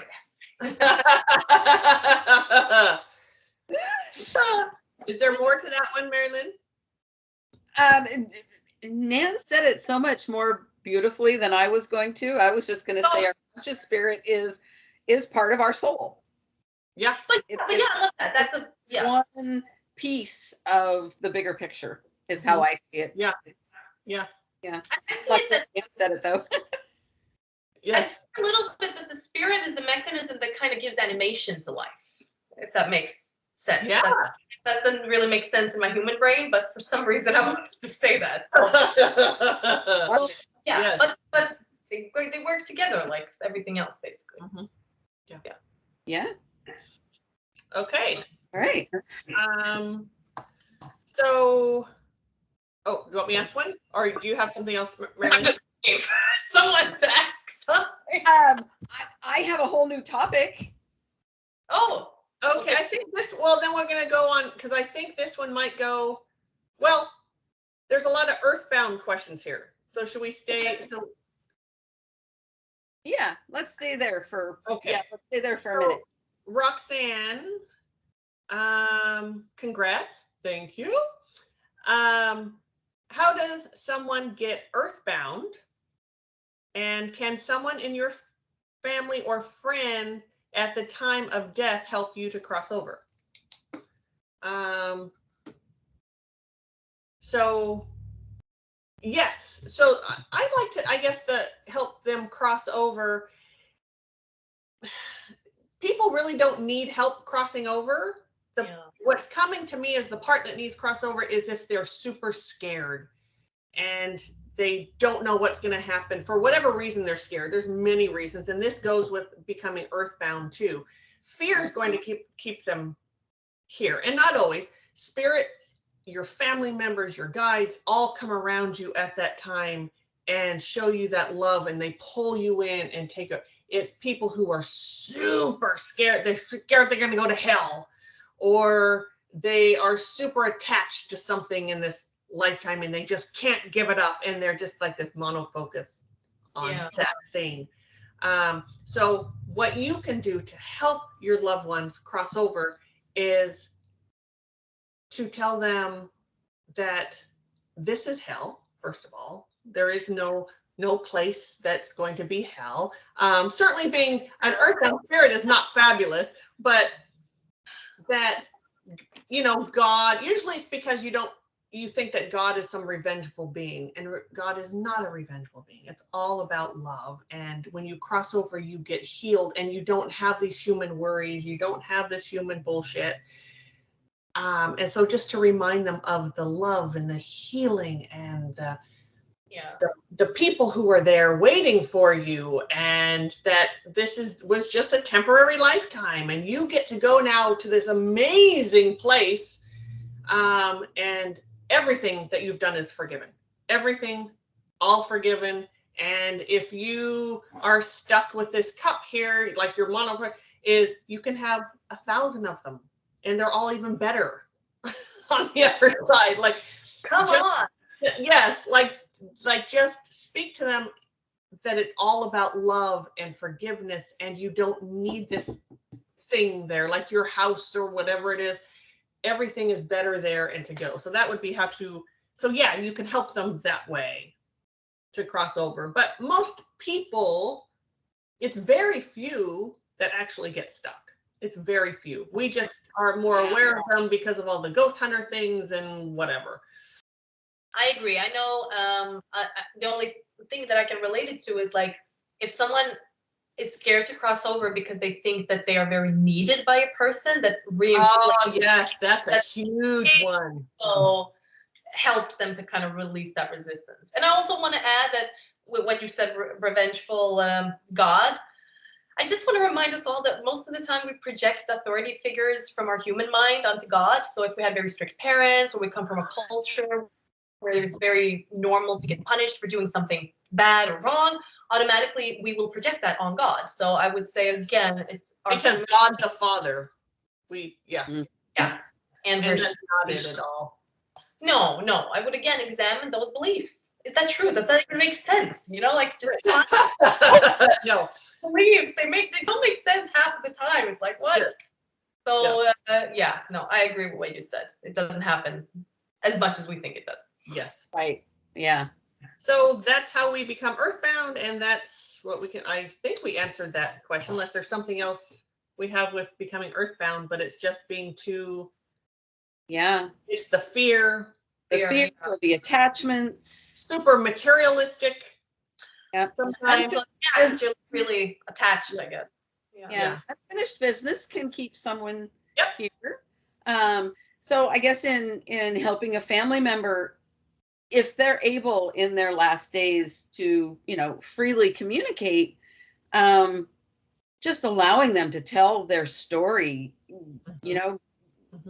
just talk with them, ask them questions, and allow them to get everything out so they know without a doubt that they don't have to wait to.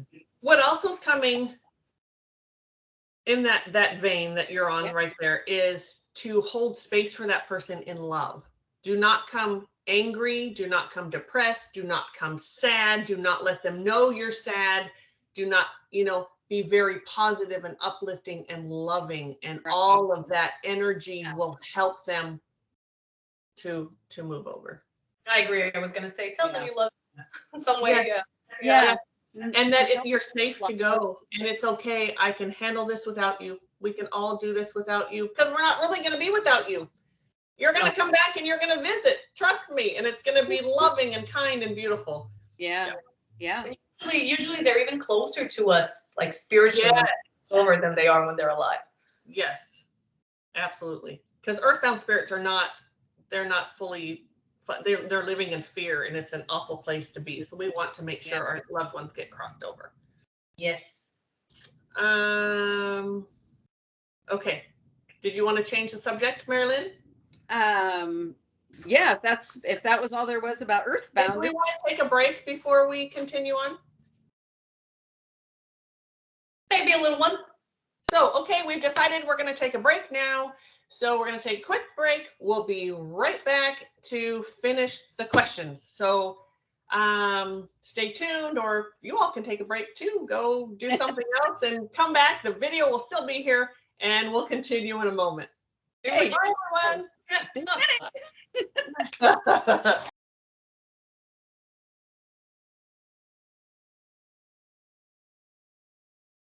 Hi, we're back. Hi, everyone. Yes.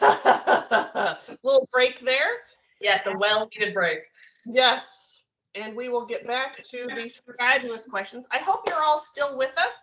I know this is long, but the questions are fabulous, and I hope you all are enjoying them and learning from them, because it's great. It's great having Nana here to. It is. I know you're all enjoying what's adding to this. It's a lot.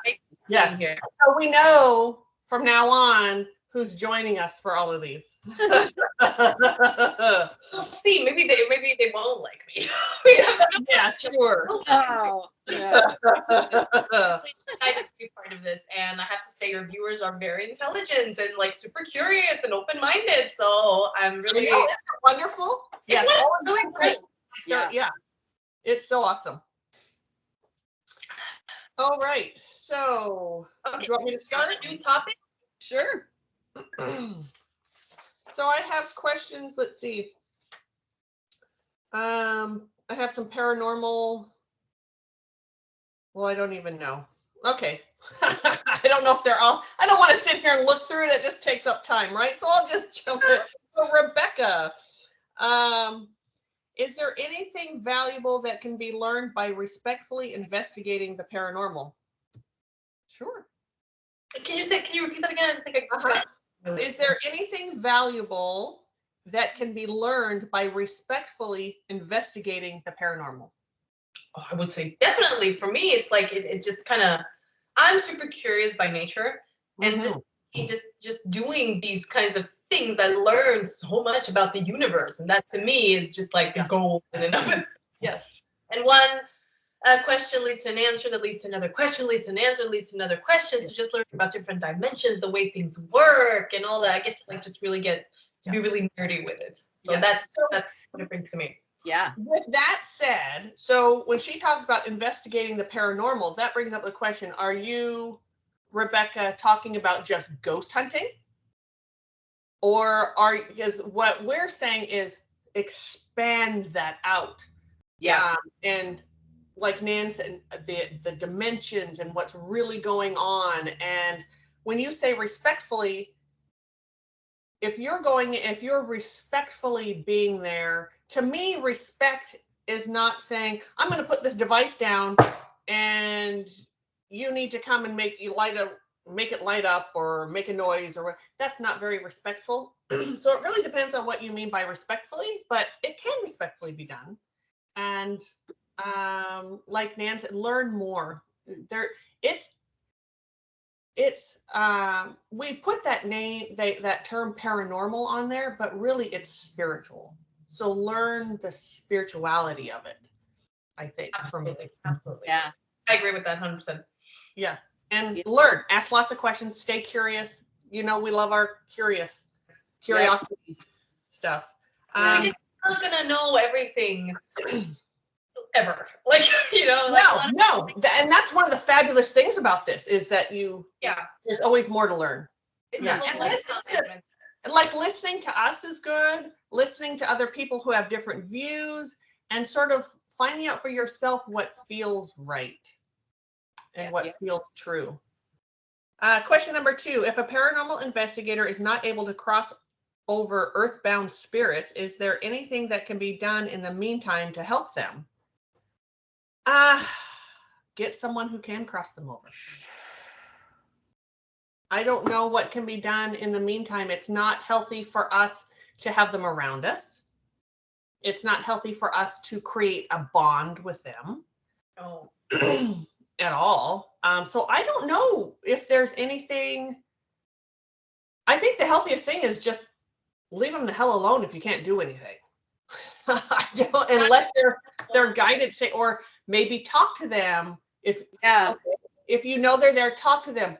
You can cross over. You don't have to be there. Speak to your guides, your angels. There are people there. There are spirits there that are willing to help you. Talk to them. What's coming with not that that's going to necessarily work, but it might work for some. It might, yeah. And what's coming with that is while you're talking to them and letting them know you have guides, whatever positive thing that you can relay to them, is if they're wanting to tell a story, listen. Yeah. If you're able to communicate in that way, listen to their story. That doesn't mean become attached to it. That doesn't mean get involved in it, but just hearing them and holding space for that. Space for them in love. And then encouraging them again. You have guides. Just go with them. That can be helpful. Mm-hmm. Yeah. And then the reason that we're called a medium is because we are in between. We are the medium between the dimensions. And and I also like to say that just because someone says they're a medium doesn't mean they are. so be careful who you invite in to help them. But just being able to see spirits does not make you a medium. Correct. Yeah, that's true. It does not at all. Yeah. So yeah, just I do that. Be kind, be loving, listen if you can, hold space for them. Don't bombard them with all these questions. Don't poke at them, and then get a medium, because a medium is the medium between. Sometimes they really do. Because they're so close to us in this dimension, they still think they're within this dimension. It takes a physical person to get them to cross over. So, blah, blah, blah. Do you believe that investigating the paranormal, when done properly, can help someone enhance their psychic mediumship abilities? No. I don't think I understood that question either. Yeah, it's okay. I had to think about it too. Do you believe that investigating the paranormal, when done properly, can help someone enhance their psychic or mediumship abilities? So, does investigating help enhance your abilities? No, That in and of itself, no. no, no. There are other things that need to happen along with it. You can gain a lot of knowledge, so in that way, that's developing. But again, So much that should come first. yes, prior to that, yes, yeah, Yeah. yeah. And in addition to, Yes. because a teacher, and it doesn't just mean someone who's psychic or a medium. Saying psychic medium is kind of an oxymoron. So, yeah, but being a psychic or a medium does not mean that you're a teacher also. Yeah, no. So none of those things necessarily go together, or they can all go together. It's kind of like an all or nothing or whatever, But no, you need someone there that helps you understand what's going on, how it's going, how your particular clairs are working, how to extract more information. There are boundaries, there's integrity, there's rules to it. So you need someone who has experience to help you with that, and that's how you're going to develop. Just going out and investigating is not, because you're not going to understand what's going on. Yeah, I totally agree. Yeah. And you might have an inkling of what's going on, but the hows and the whys are really important too. Oh yes, I think they're more important than the investigation itself. Yes. Yeah. So great questions, Rebecca. Mhm. Here's another one on ghost hunting, I believe. So Chelsea, congrats on 1,000th sub. Thank you. I will never look at ghost hunting videos the same again, and I catch myself saying stuff. They're not who they say they are. They just want to chat. That's funny. I hope we had something to do with that. And I am grateful. My question is, why would a spirit be scared to cross over, why would they be like, they think they're going to be judged?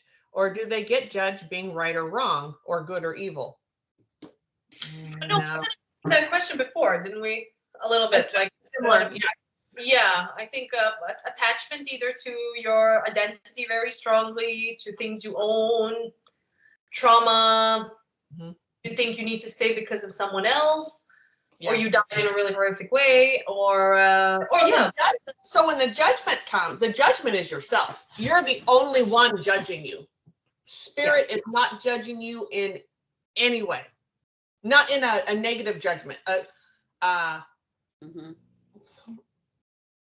They want you to cross. So if there's any judgment, it's like, they're not coming over. Like, Yeah. I didn't get them. But it's not, there's no judgment on anything you've done in your life. No matter how horrific you have been in this life, Spirit's not going to judge that, because we're here to heal.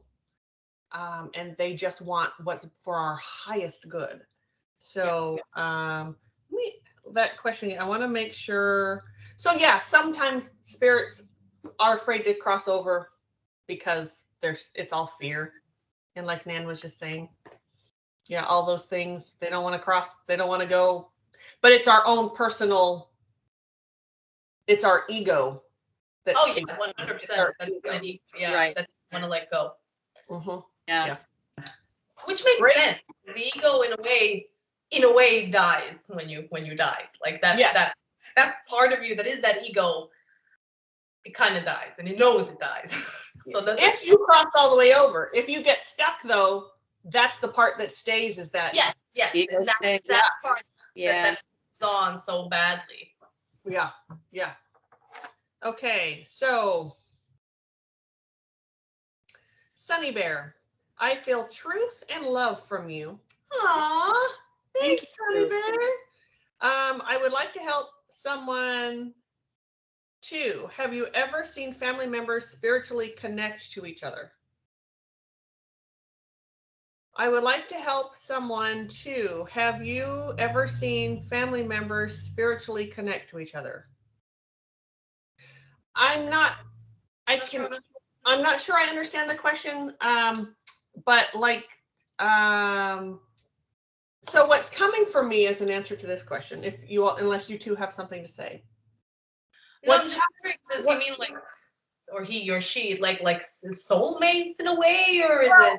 That's what I'm wondering. And what's coming for me right now is on that sort of vein, is that we tend to, we do have a spirit family. On the other side, we have a spirit family. There's no doubt in my mind that the three of us are all from that same group. We tend to come down and live life after life with those same people. Sometimes they're beautiful friends in our life. Other times they're just not, and they come down to torture you. But it's all in the premise of learning and healing and growing. And then if you're talking about, like, you've probably all, my dad comes in, my dad from this lifetime, he's part of my soul family. He comes in all the time, and he's always here helping me and guiding me. So we connect, we do have spiritual connections with everyone. And really, and then even bigger than that, everyone's connected in some way. Yeah, so I would guess that, you know, and also family in this dimension is very, it's like meant to traumatize you a little bit, family. So in a way, you always have that contract that, okay, we're going to play out these patterns for the sake of this. Yep. Oh, yep. I would say yes to that question, even if I'm not 100%. Yes. Okay. And do family members, do they have common karma? So we tend to, my definition of karma is a little different than others, but in this particular, I understand what you're saying by karma. And we have karma is with other people. So we come down, there are people that believe that we come down here, all we're doing is working out karma with other people. So do they have common karma? Yeah. So in this context, I believe what you're saying, karma is kind of like I was bad at some point. And so I come back into this life, and that karma is I'm going to get repaid with that same kind of karma or whatever, that same energy. If I killed someone that lifetime, and this time I'm going to be killed by that person, that's what sort of karma in this context means. And yeah, we do that with each other. That's what we come down here to do. And we contract with each other to, yeah, go ahead, Nan. No, I just wanted to add to that, because when you were talking, I understood the question a little better. Okay. Or at least I think I did. I agree with that. And I think that, again, every generation is like a progression of the generation before. So it's like, if we didn't break those patterns, we will be born into the patterns, adopt the patterns, and try to break them again and try to choose something different. Yes. So in a way, I guess you could call it same karma, even if I don't know if karma would be the right word. Right. But the same foundation of life. I don't know what to call it, really. Yeah. The way I see karma is more like like you said, like either that we have a soul that we want to achieve something certain in this lifetime, and many times that could be those that torture us, that are mean to us, or we're mean to them, or whatever. Yep. And from this perspective, it seems like, oh my God, that's my nemesis, and we hate each other, and whatever. But usually in spirit, they're the ones closest to us, because they're the one that kind of like push you into being your best self. But it's, again, taking that free will to do that. So I would more say that's a concept of karma. And also, again, just that integrity we talked about before. I think that's a big part of karma. I think it's like what you carry inside of your being that is being projected. So it's easy to say, like, oh, everything happens to me, it must be my karma. But again, it's like, what are you projecting? What's going on inside of you? You can't affect your karma, I guess is what I want to say. We have a lot more free will than karma would dictate. Yes, I love that. Yes, definitely. Yes. Yeah. Yeah. Did we answer the question? I don't know. I hope so. Sunny Bear, let us know if it didn't happen. Yeah, if not, Can loved ones help to cross the other side with their prayer? Can loved ones help? So can you help loved ones cross over with prayer? I think is what she's asking, or he or she. And yeah, prayer is, everyone has a different thought of what prayer is. To me, just talking to spirit is prayer. Same. That's not for everyone. You know, some people think it's sitting down like a very, in more of a church or religious way. There's a different type of prayer. But yeah, anytime you pray, you're setting intentions and you are creating positive, loving energy, and you're sending that energy, that vibration to the person you're praying for. That's always a good thing. Always. I agree. Always. Yeah. So thank you, Sunny Bear. Great questions. I hope we answered them. I hope that's another later. All right. Let's see. But can I add one more thing on the karma thing that I just get now? I just wanted to like clarify the family thing. So let's say you were born into a very narcissistic family. That and you adopt that. Like you become one of that. That is you kind of sharing that karma, but it's up to you to kind of break away from that. Yes. And if you don't, believe me, your children will try. And if they don't, their children will try. And if they don't, they'll. But no one. It's not a guarantee that you're going to break away from it. Right. It's also not necessarily guaranteed that you're going to have that karma either. I mean, because like if you think of,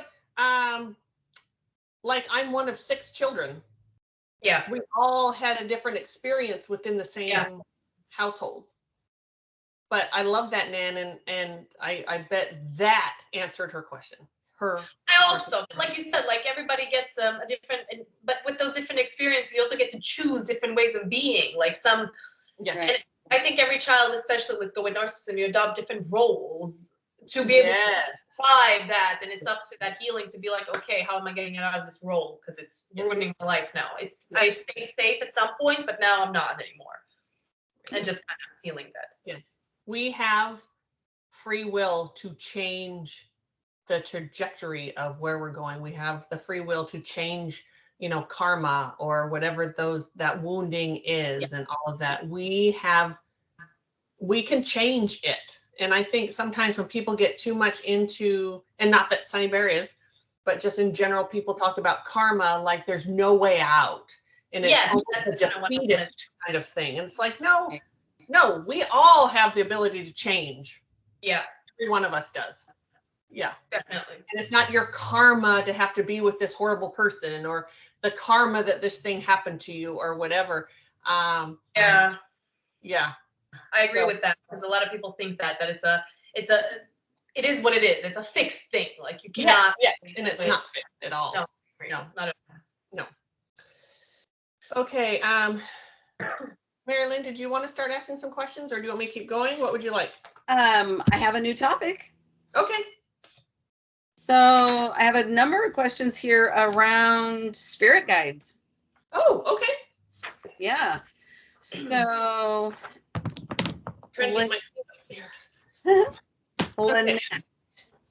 Lynette says, great show, loving the ghost point of view.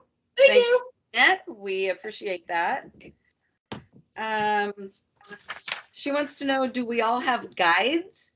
How do we meet ours? Mm-hmm. What are their roles? Mm-hmm. Are they meant to protect us or guide us? Mm-hmm. And when we pass, do our guides stay with us, or do they get reassigned? Mm-hmm. So I'll start at the bottom end of that. Well, sorry, I should ask if any of you have anything you want to say about guides. No, you can start. You can start. Starting at the bottom of that. That's awesome. So we choose we contract with our guides to be our guides when we come into life. So if the reassigned, it's not someone reassigning them. It's whether that guide and if we choose to stick together again or not again. We all on the other side, everyone's pretty much equal. I mean, there are mentors and there are teachers and there are, there's councils and there's all these people, but we're all pretty much the same. We all can sort of commune with whomever we choose and talk to, etc. And so it's up to you and that person or that spirit to decide to be, a guide or not a guide, or maybe you're going to be a guide for that person next time, or who knows what. So it's not like there's someone there like checking off, okay, so we're going to reassign you because this person needs a guide, so we're going to go. It's not like that. Yeah. Hired as a guide. I don't know. Yeah. Yes, we all have them. Yes to all of those questions. They do everything. They protect us, they guide us. They do not cross our free will. However, people want to know all the time, why did they let this happen? Well, first of all, they didn't let anything happen. You asked to come down to have that experience, and they are so loving, they allow you to have that experience. And they're always there to guide you and to comfort you and to keep you feeling safe and all of those things. So they do all of that. There's always, I don't think I've ever met anyone that just has one guide, but you typically have one guide with you your whole life. I have several that have been with me my whole life, like most people have. You have other guides that might come in just to help you get that one particular job, and then you never see them again or whatever. So, and just because that person, like Nan has memes. It's her main guide. I can call on memes anytime I want and talk to memes if that's what I choose to do. And there's no ego on the other side. My guides don't sit there and get all butthurt because I'm talking to memes. Like, it just doesn't. Yeah. So. Oh, I love that. I want to add that. God, what did I want to add now? I want to add that guides also learn from our life experience, like watching us. Yes. Add to their stream of sourceness, or whatever I would call it. They also I like that, stream of sourceness.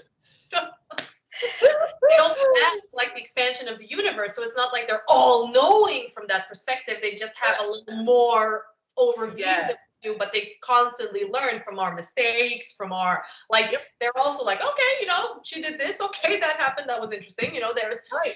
But they can also see further down the road. So, and they also have different perspectives. I had guides that don't 100% agree on things all the time. Yes. Oh yeah. There one guy just like, yeah, you should do this. Another one like, yeah, I wouldn't do that. I'm like, okay, so what do I do? Okay, God darn it, I have to use my own brain now. I have to decide for myself. And I love that. Sign of free will right there. Yeah, you have to make your own decisions. And I also wanted to add that a lot of people think that there's like this one father being governing the universe that grants all these things, and I want to again emphasize that you are a lot more powerful than just being granted a lot of things. And some people are granted more guides and gifts, and other poor little bastards to get nothing. And it's not like that. It's like you choose what you need for this lifetime in agreement with other beings, just like you said, Pam. Yes. So I think that also helps when a lot of people we like to compare ourselves to other people. It's like, oh, this one has that, this one has that. So it helps sometimes to remember that whatever I chose, the circumstances in my life with what I meant is what I chose, my spirit or soul chose for its progression. It knows what it needs. Yes. It knows what kind of role it needs to play to learn or to get the experiences it wanted, basically. And we really all have equal things that we've already mastered that we come in with, and things that we're trying to master. And we all have our own traumas and wounding, etc. Every single one of us. And it is never completely healed by the time you leave this life. That's your goal. You want to try and get as much healed as possible, but there's always more to learn. No one is above anyone. We're on a scale from 1 to 7 or 1 to 10, we're all 7s is the way I look at it. Every one of us is a 7. Yeah. But again, like I said, there are people, there are councils, there are everybody has their roles like dependent on That's that a job. Yes, basically, yes. But everybody's okay with that. Like they took the role they wanted and needed. It's not like anybody's like really butthurt in the corner. Like I want to be part of that council. I can't. Like Right. And we also share guides. yeah. Oh yes, definitely, definitely. Yeah. So a guide is not just, okay, this is your guide only, and the gajillion other people on the planet, no one gets that guide. Not true. Mhm. They all have thousands, if not millions, of guides or people, one guide, because they can be in all places at once. Absolutely. This is a big concept, but it's true. Yeah. Huge concept. Yes. And you choose your guides by what you need to accomplish in this lifetime. Yes. So. Right. So the other part of her question, how do we meet our guides, is actually almost identical to Yvonne's question of how can I find out if there are guardian angels around me? Ah, okay. And most people think, you may have touched on this, Pam, where are my guides? Why aren't they showing themselves to me? And it's not up to them. It's up to us to open ourselves up, to allow them Yes. to be visible to us, to allow them to give us information. And we get so bogged down in being human that sometimes we don't even know how to begin that process of opening up to allowing that. So while it's a very simple thing, it's not always a very easy thing. Absolutely. And I would also, excuse me, say that angels are a separate species, but they can all be guides. Even our guides can be guardians. And so they're all really interchangeable. So yeah, I was going somewhere with that and I lost it. So that's what I had to say. Thank you. And when there's a lot of trusting in spirit, believing in yourself. And when you can sit in love, and you will start becoming aware of, here's one thing that I think has become such an injustice is clairvoyance.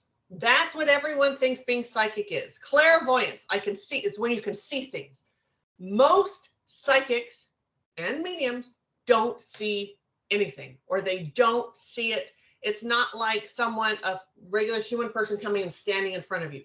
Sometimes you see them that way, but most people don't. So let go of the idea of what you think it should be and just allow it. It might just be a feeling. I don't see my guides half the time, but if I say, Fred, can you come close? I can feel him there because I know his feeling. I know Michael, Athena. I know them by the way they feel, and I don't see them. Most people do not see. They're not clairvoyant. Some people are.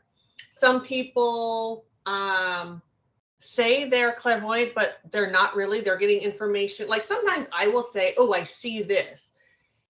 And I'm not necessarily seeing it. That's the perception that's coming into me is a more visual thing, but I'm not actually seeing it. And that happens a lot. So be open. So how do you get to know them? First of all, believe that they're there, because they are. They're there all the time. And it's us changing our vibration to match theirs, to open up to the possibility to sit in love. Try sitting in love a lot. And knowing that vibration when you first wake up in the morning, that's a great time because you're still you're in that little dreamy place and your vibration is really high, and before it, sort of comes down. Yeah. And ask them to come and just be patient and sit and wait to feel them. Yeah. Anyone else? Either of you have something to say? I just wanted to say, try to let go of those expectations of how it should look like. Yes. And if that's really, really hard, ask them to give you a sign through the day and just go by your day and see what happens if you have a hard time letting go and of trust it. One of the questions we get all the time when we do readings is, how do I know that's a sign? Or what's a sign? Or what? Well, did you think it was when you saw 111? Did you think, oh, I wonder if that's a sign? It probably is if you're saying, I wonder if that's a sign. You keep seeing nickels on the floor. Right. It's probably a sign. Like, stop questioning everything and start believing that all things are possible and it's happening around you all the time. And it's up to you to pay attention and to believe and trust. Yes. So Lori has a, no, is this Lori? Yes, Lori falls right into the expectations question. First, she says, congratulations on 1,000 viewers. Thank you very much, Lori. Do spirit guides generally have regular people names? For example, Pam, you refer to your guide as Fred. Can the general population get the name of their guide from meditation, or do we require assistance from psychic mediums? Okay, I'm going to be really clear on this. Do not go to your psychic or a medium to find out the name of your guide for you. I wouldn't do that either. And also, like, we get so hung up on these names. Like, yes. Many time before, nowadays I don't care that much, but before, when I asked my guys, they were like, I don't know, let's make up a name, call me Pete, whatever. Like, I don't know. Fred is not his real name. And then 3 days go by and I forgot about Pete, and I just called the spirit guide that feels like that, or whatever. Like, right. Name Yeah. Yeah. But it's super important to you, and if that's something you want to like identify them by, then I agree with Pam. Absolutely, I would do that in like a meditation or something with your own space, not ask someone else, because it's between you and that guide. It's it is. It's very personal between you and your guide. Yep. And when anytime you ask an outside person to come in and give you information, they can get it wrong because it's their perception of what's happening and not your perception. So, And if you really need to give them a name, just give them a name. It doesn't matter. It really doesn't matter. And like with Fred, I knew who Fred was, his name forever. And then when I realized who the guide actually, it took years before I actually saw him for who he's an ascended master and who it actually is. And I asked him, do you mind I call you Fred? And he just laughed. He's like, what do I care? That name connects me to him. That's all that matters. Right. If that's what makes me feel good, it doesn't matter what you call him. Yeah, memes is a nickname. Yeah. Like, it's like, right, memes is a nickname, right? Cowboy. Cowboy. I call my main guide Cowboy because he showed up with a cowboy hat on. Right. That's like Mr. Handsome. It's if a name is really important to you, there will be something about your guide and how they present. I think so that too, yeah. You will be able to have a name to call them. Yep. Yeah. But I want to say, just don't think that it's super. They are not super attached to names like we are. No, not even a little bit. Yep. Yeah. Not even a little bit. And common names, not common. Yeah, names, they just don't care about them. They really don't. That's why I know people will ask when we're doing paranormal stuff about names, or I hear them constantly ask, the ghost hunters constantly asking for names. And even if they're an earthbound spirit who just was here, who had a name, they still don't care. They don't throw it out there. Yeah. They do sometimes, but it's really rare. It is. Once in a while you'll get something, but it could also be a name that they had in one of their other lifetimes. It may not even be. I mean, it's just, names are just, it's just kind of a smoke and mirrors sort of. And they'll answer to a name just to get heard. Yes. Yes. So great questions. Whoever, I forgot who you said that was. That one was from Lori. Lori. Yeah. Great question, Lori. Yeah. I think that was all about spirit guides. Okay. I think that was all about spirit guides. This isn't about spirit guides, but I'm going to go to this one. This is from Billy Dre.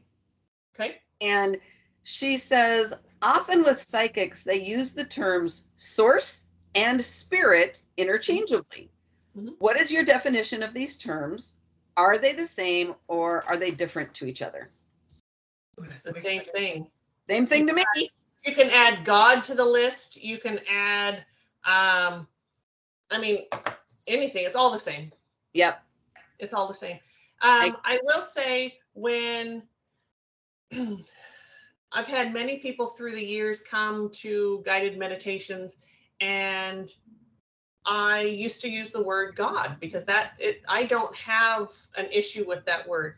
But there are people who have had religious trauma in their life. So the word God or Jesus or, whatever it is, any deity, whatever, you just can't use those words because it's traumatizing to them at first until they sort of heal and learn some more. But so I went from God to spirit, saying the word spirit. And that was to make them more comfortable so they could relax. And because just the switch of that name, again, with the name thing, people are so attached to names and it has to be a certain thing because it has that name.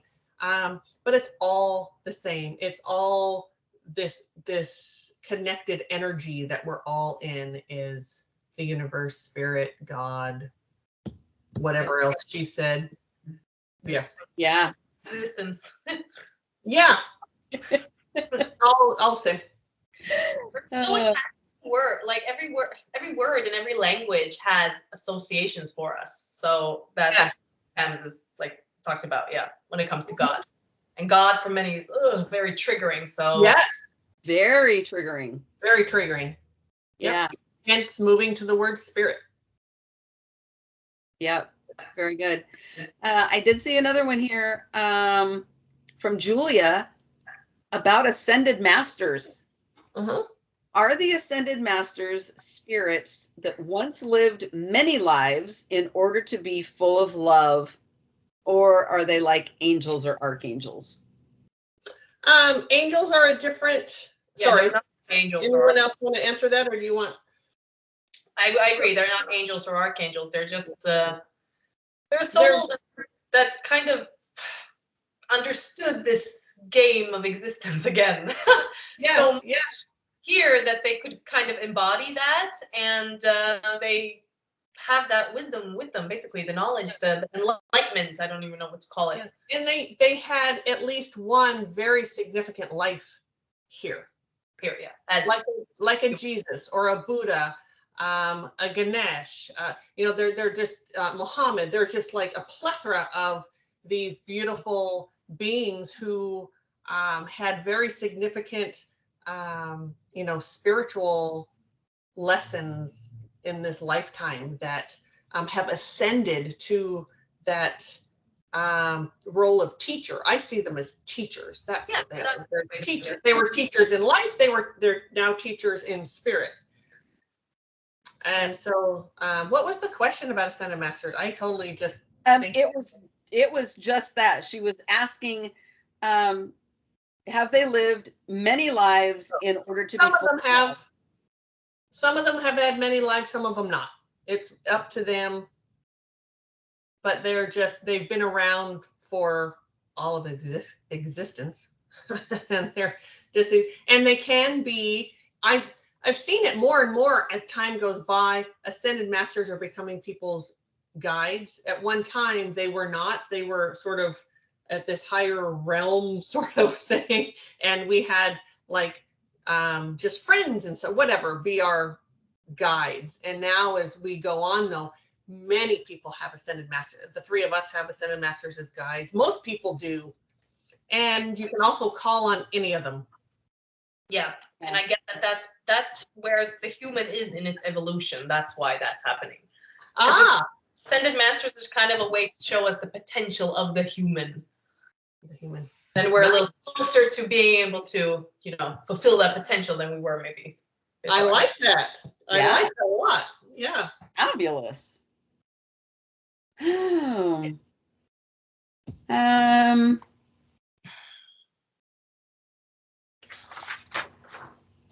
Sorry. I've got a good one. I've got a good one. Yeah, go for it. Okay, go. Lindsay says, congratulations, ladies. Wonderful news on the 1,000. Yay. Thank you. Do you believe in the witch's hour? I know spirits can be around the time. So I know spirits can be around that time. So curious. Also, do any of you ever draw what you see? I'm not an artist in any way, so. Oh, me neither. I would love to be able to do that. I would love to. Oh, I don't. Yeah. Yeah. Or have my personal artist where I could just explain it and make Yes, it yes.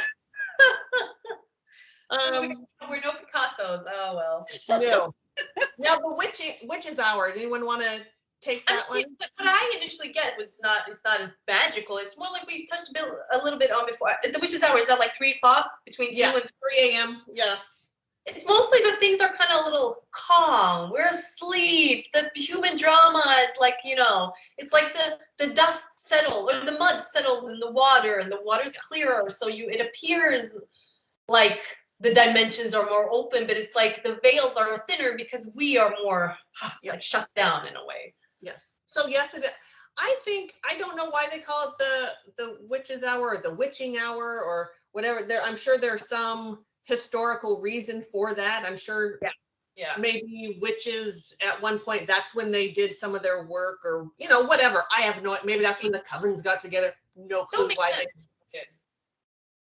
Yeah, okay, call me crazy, but I'm wondering if that had anything to do, its origin had anything to do with the 5 elements.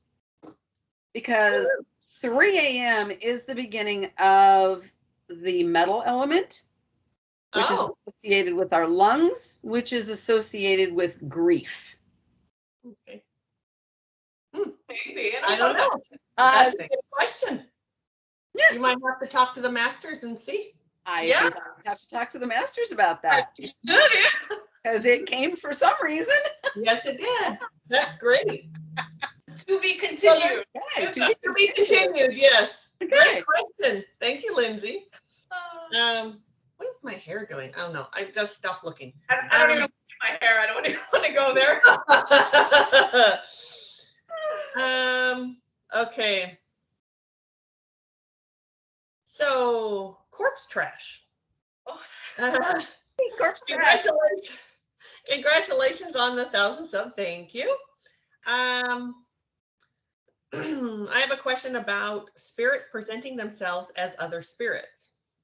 Like, because we talk about that a lot, Nan, in case you, in paranormal, they do that kind of thing, as you know. When they present themselves, does that mean they are just pretending to be the other person, or do they dress themselves up to appear to be the other person? Very good. They can do any of that stuff. Typically people don't see them though, so it doesn't matter. So they just, like ghost, that came up because in the context of ghost hunting, they're trying to get people, like they hold out their thing, make this light up or whatever. If you are whoever, light this up and it'll light up. And so then they assume it's that person. And so what we said is it could be any old spirit just lying, just coming up. They don't know really what you're saying, or maybe they really are being deceptive, etc. Yeah, I agree with that. And they could dress it. The older the spirit is, the more wiser, the longer they've been there, they can present themselves as anyone they want, if they have learned to do that. But typically, you're not going to see them, they're not going to look like that person or whatever. So is there any reason why they do this, and can you understand why? Because they want attention. Yep. Yes, definitely. They either want something from you, they want attention, they win something from it. It's not just for fun. They get something out of it. Yeah, I mean, we can link it again to us humans, you know, like we do a lot of shady things to get what we want. I mean, it's Right. like that happened. Yeah. Yeah. And we do a lot of crazy things for attention too. So Mhm. Yeah. Woo. yeah. Um, is it only conscious spirits who can do that? Or can shattered spirits appear to be someone else too? A shattered spirit is really very different.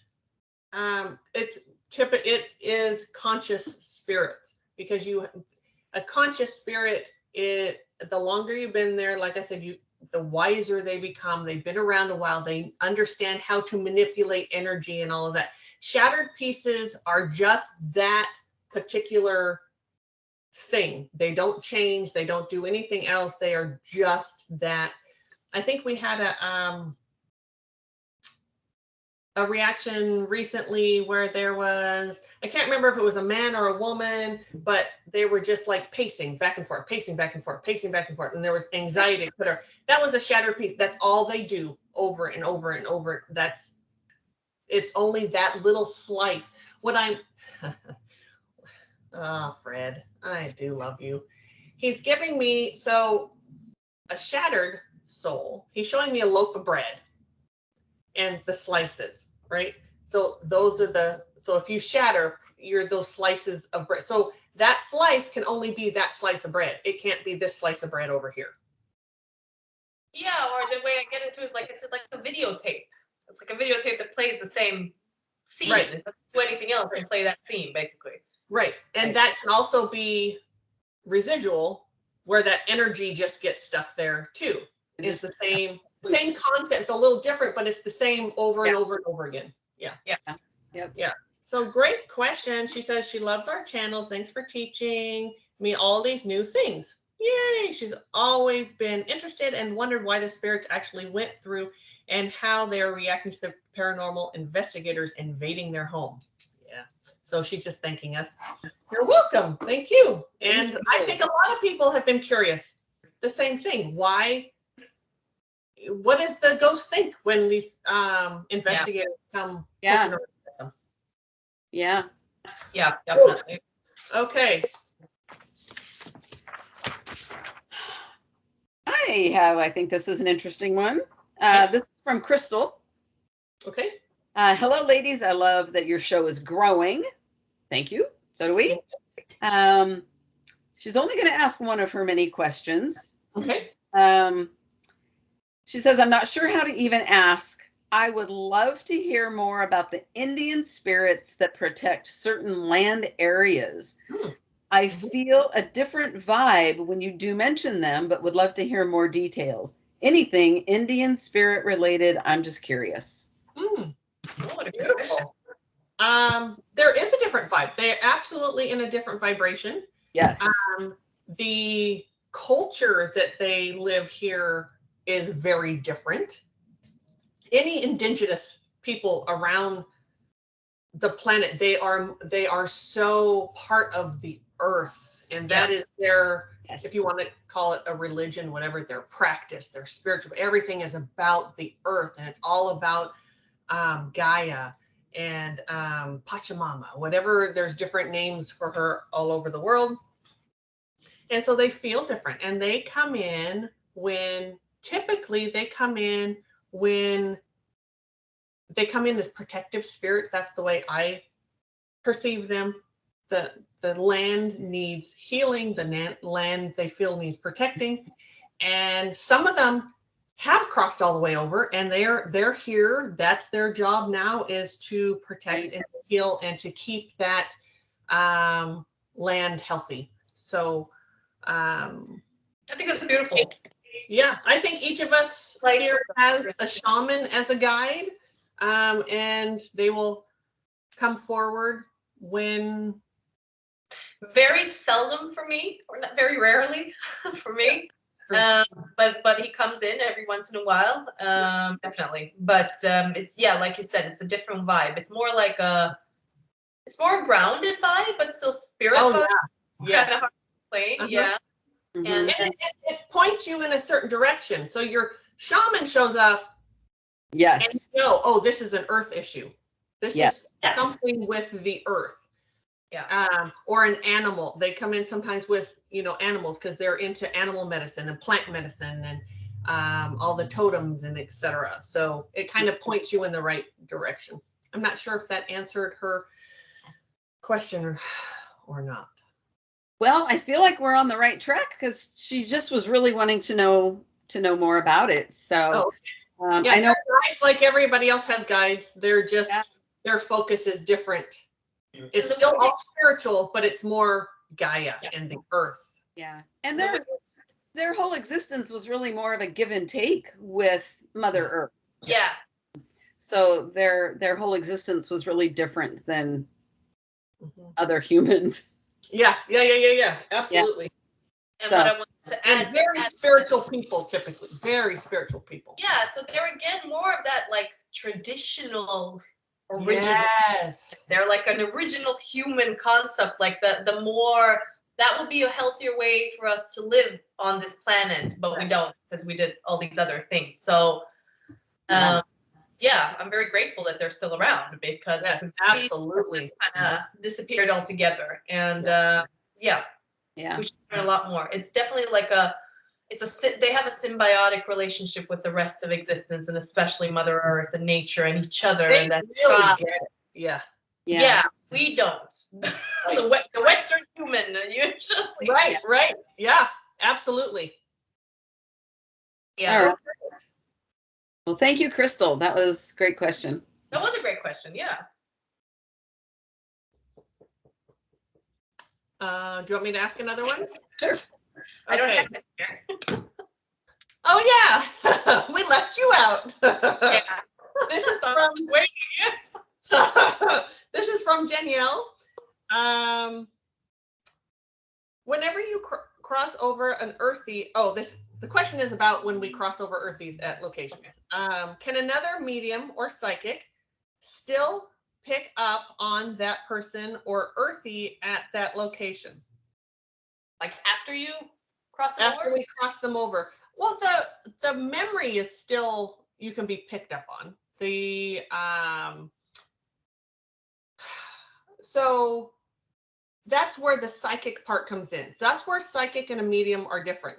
So the medium is going to communicate with the conscious person, the conscious spirit. The psychic is going to pick up on what was there. So that's the difference. So yes, they can still pick up on them, but the conscious spirit, the conscious soul, that piece has gone because we have crossed them over. But yes, you can still pick up that they were there. And again, that's the difference. One of the differences between a psychic and a medium. Good answer. Yeah. There you go. Have you two, in this case 3, ever considered about doing unsolved crime videos on top of the investigation videos that you do? It's not I would love to have that ability to do crime. So, and I don't really. It could be something of course, Fred thinks I can do anything. And he's like, well, if you practiced it, but no, I'm a sort of a true crime geek, but Same it too, but yeah, I think but I don't go into it psychically. That's one area where I just watch what's going on. I'm fascinated, but I don't psychically look at it. How bizarre is that? I never thought of it, but I don't. Me neither, and I think it's just human. For me personally, it's just too sensitive. It's just too like there's just too much of that going on, and I don't know. And we also see the bigger picture of it. Like that makes a difference too. Yeah. That's this journey of all of these people that are in this. That's the journey of them, and it doesn't feel like I should be injecting myself. In there poking around. Yeah. Right. Great question though. But I have to say there are some psychics who do crime work and they're fabulous. Yeah, that's true. Yeah. And that's the way they're bent. Yeah. I know I say it all the time, but I freaking love listening and watching you. Thank you.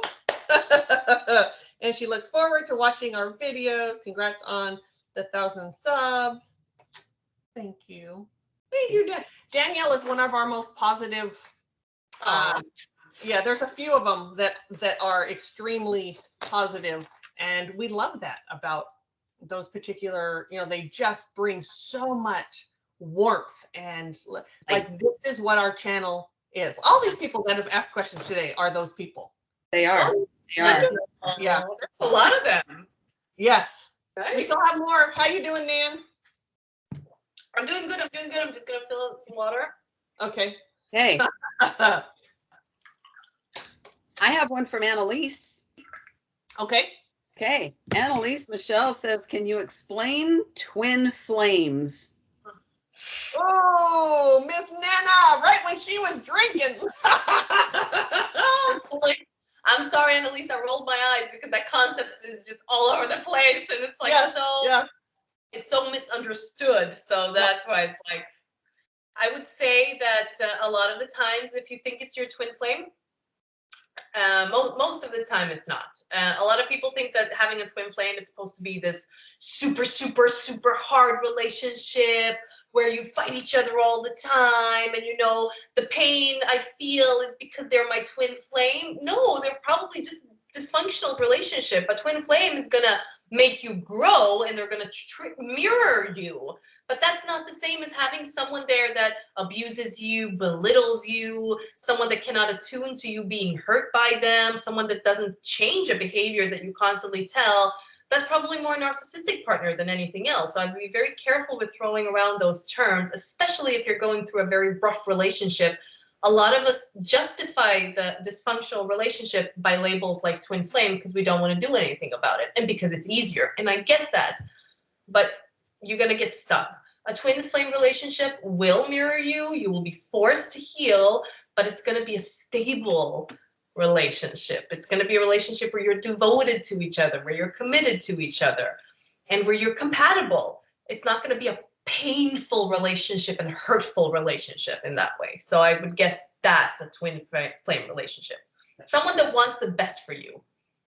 And someone that belittles you and hurts you, does not care about your best interest. And your twin flame is from the same source stream. That's basically you incarnated. Yeah. So if you're with someone that doesn't even take you into consideration, how is that a person from the same soul stream? Like you feel each other, like their pain is your pain, your laughter is their laughter. If that's not in the relationship, if things don't get better, even if you repeat that you're hurt, that's not a twin flame. Yep. Twin flame. Yeah. So what was her question? Can you explain twin flames? Oh, okay. Well, basically, same, your source stream, it's you incarnated into different beings. That's not a soul being split. It's just a soul stream being two beings at the same time. Yeah. You really wanted to get shit done. Fact. Not everyone has a twin flame.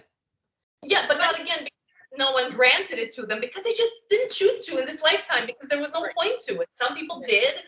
I would say a lot of people that experienced very much loneliness in their childhood and a lot of exclusion and shame, they might have they might have a twin flame because they want to experience the opposite of that childhood trauma. So that is like total oneness with another person, feeling at home with someone else.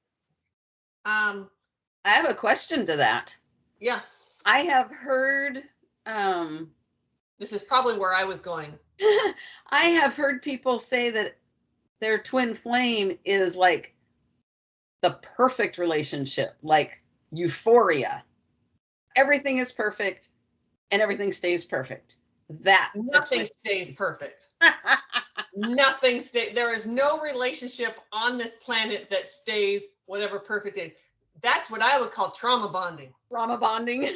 I would not say that either. Like I said, a twin flame is going to mirror our own issues, our shadows, our patterns. So perfect? No, absolutely not. But it's going to be stable and committed. It's going to have a foundation of we're choosing each other constantly because we want to make it work. It's going to be more like a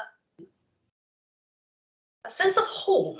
I can't explain it differently than a sense of home, and not a sense of home and like, oh, you remind me of my abusive dad. I love you. Not that sense of home. Like, the sense of home of like, and challenging you to grow. a sense of belonging. I don't know if you said that word, but that's yeah. Yeah. Okay. Well, and I think, sorry, but I have to add this. There's this sort of pop culture thing, and we've gotten away from working out our differences and healing ourselves and everything by giving things labels. And so, oh, that has to be it's my twin flame, so I have to stay in this, or or I'm feeling this way because it's my twin flame. Well, no, how about you have some wounding, you have some trauma that's coming up and you're getting triggered and it's time to heal that. So all of these things have gotten away from the original definition or the source of it to become these other things. Like you hear people all the time, well, I've had a past life with this person, so I'm really connected to them or what. Well, maybe you have had a past life with them. But that doesn't mean it's a twin flame. No, it's trauma bonding. I always come back. Yeah. And that's why I rolled my eyes when I heard the question. Because because it somehow it justifies what's going on in the relationship. It justifies our triggering and our etc. And it's almost like spiritual bypass. And you can blame it on something else so you don't have to do anything. Oh, it's a twin flame, so it's supposed to be like this, so I don't have to do anything. Yeah. Well, yeah, you do. And that's also people that are in relationships or like are really in love with a person and that person doesn't really want to be with them for certain reasons, or they make up like, oh, someone's keeping me apart from my twin flame. Like the ego is going to be a mastermind with trying to find these loopholes, not having to deal with things that are uncomfortable. Ego hates things that are uncomfortable. And I agree. 7 out of 10, 8 out of 10, it's probably either a narcissistic and codependent relationship, a trauma bond, or some kind of dysfunctional, where it doesn't have to be abusive, where it's abusive but dysfunctional. A person not caring about your best interest is not a twin flame. So what a twin flame is, it's tough to say, but a sense of belonging and a sense of well-meaning to each other. Beautiful. So TCS is all about healing ourselves, taking personal responsibility and moving through our own traumas and our own healing and feeling that and being with that and being in our own journey and staying in our own lane and doing things. So everything that we say is sort of going to be in that direction. Yeah, and I love that you said that, because that also it reminds me that I don't want to demonize these dysfunctional relationships, because they will teach you about you. They will mirror that, because every time something triggers you, it's supposed to like kind of chase out that part of you that is wounded. So you look at it, because if you're you can say that if you're in a abusive relationship, you're in a relationship with your pain. The person you're experiencing is a manifestation of your pain. It's a personified pain, basically. Yes, absolutely. Yeah. And you for them. So that can Yes, it's always both ways. Always both ways. And usually they will remind us about the dynamic we had with our parents, and our ego and our inner child that is not healed. We think that if let's play with the thought that you had a dad that was absent all the time. Like he was cold, he was not home. You meet a person that mirrors that very much. Inside, our unhealed inner child will think, okay, so if I make this unavailable person available, then all this with dad is going to fix itself. I'm going to have this fantasy, this story that I wanted so bad. And that's where we have to do that hard inner work. Amen. So don't get stuck in those. Yeah. Yes. Preach. So Annalise has 2 more questions. Okay. Can 2 people get a session with you, or are they better done separately? No, 2 people can. It depends on kind of depends on the circumstances. So if that's something that you want, just email us and we can talk about if you're a couple, I would love to. I would. Nana is the when it comes to relationship stuff, she's the one you go to. She's fabulous at the relationship stuff. Because I think it's so fun and it just kind of, I think it's so interesting. We humans are so bad at relationships. It's crazy. Oh my God. And her other question is, when things go missing in your household and show up somewhere else, is that a sign of a haunting? No. It can be, but no. No. Can be a lot of things. Can be a PK manifestation. It can be, we have one of my longtime meditators, her name is Michelle. She she has these little, they're these fun loving trickster little beings, and they're really not hers, but she's the one. We'd all be in meditation and we hear a little giggle or something, and they'd be trying to talk to her or whatever, and she'd talk to them, whatever. And so every time, and they are those kind that move things and they laugh, they think it's the funniest thing. So every time something like that happens in the house, I'm like, Michelle, I always yell, your little beings got me again, little tricksters. I keep thinking about like little gnomes, Yes, yeah, like little trolls or something. Yeah. Just little trickster people. Yeah, there's a plethora of things that could be. It doesn't mean there's a haunting. No. Yeah. One of them could also be simply being out of our body. Yep. Absent-minded. We don't remember where we put it because we were out of our body at the time. Boy, that happens a lot. Yep. All right. Thank you, Annalise. Yes, thank you. Your turn. Okay. Valerie. First, I'm happy about your 1,000 subs. Thank you. My question, can someone have talents or powers, mediums, psychics, empath, etc., and not know it? How would someone find out if they have this? If you're, so yeah, I mean, I think it's again, there's some definition going on.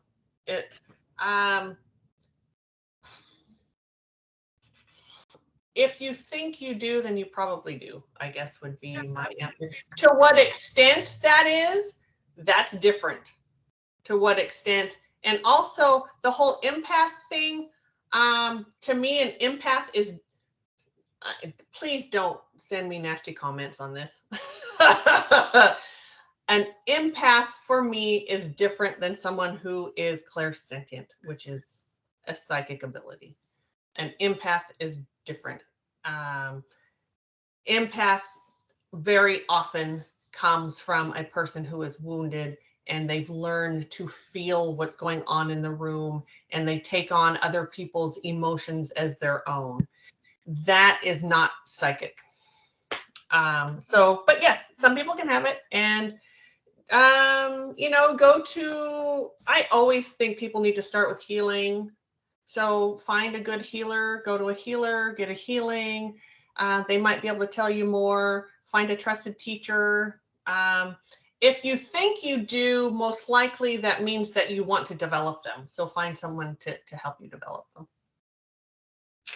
But if you don't get anything ever, then you probably will never ask the question, do I have psychic ability? Like, probably wouldn't just care. You would know something if you had something. Yes. Yeah. Sure. Okay. Thank you, Valerie. Want me to go to the next person? I don't know how to pronounce this. Ferchikaos. Perchi. I don't know, blah, blah, blah. Hey, love you, though. I am the worst. You know, the worst with names. I She do.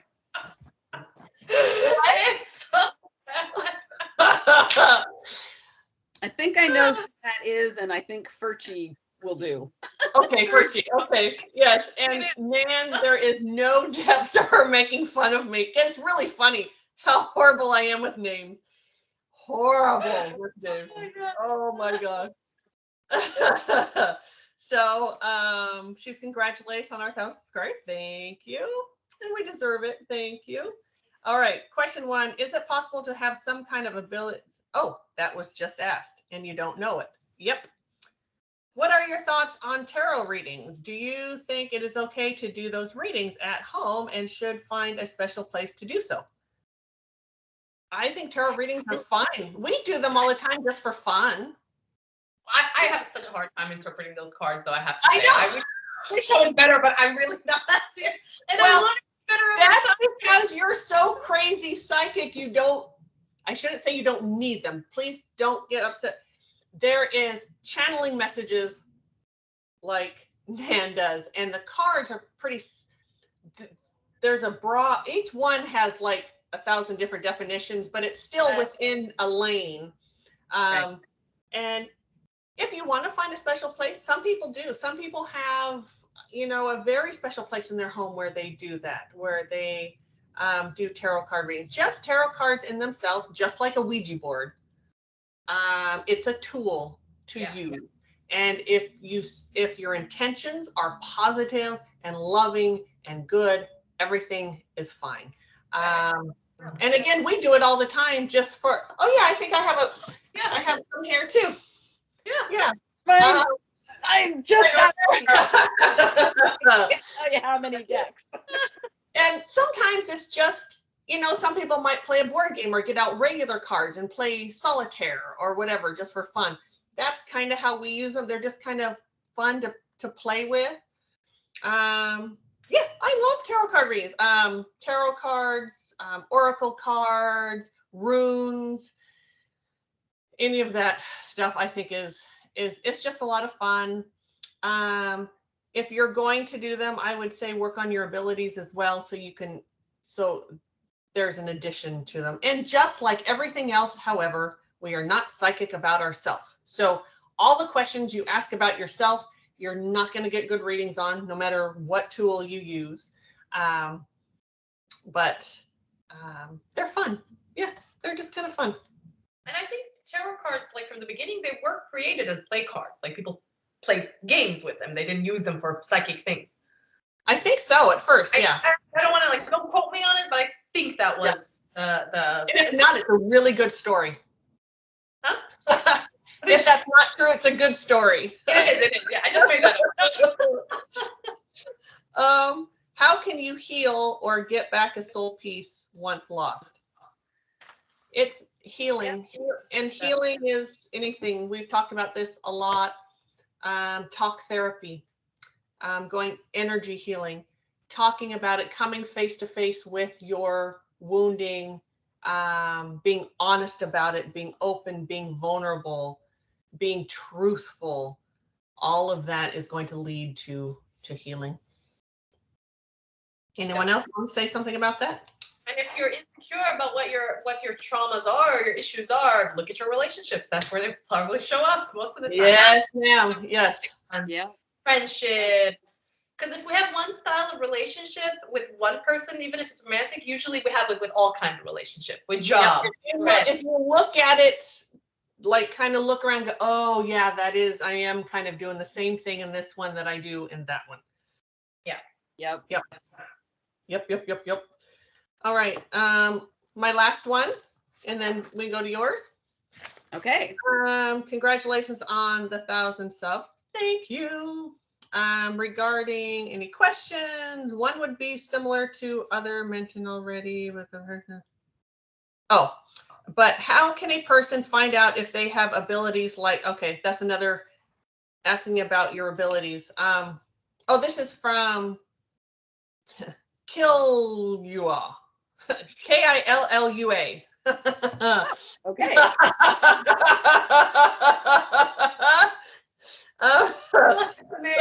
Same thing. If you think you have them, most likely you do. And always start. And not every healer is the same. And just because someone's like a Reiki master doesn't mean they're better than someone who just calls themselves a healer or whatever. It really doesn't. It just means they've had some more classes or more attunements. find one that feels good for you, that you enjoy going to. But always, I think starting with a healer is always a great way. And and if you think you do, you probably do.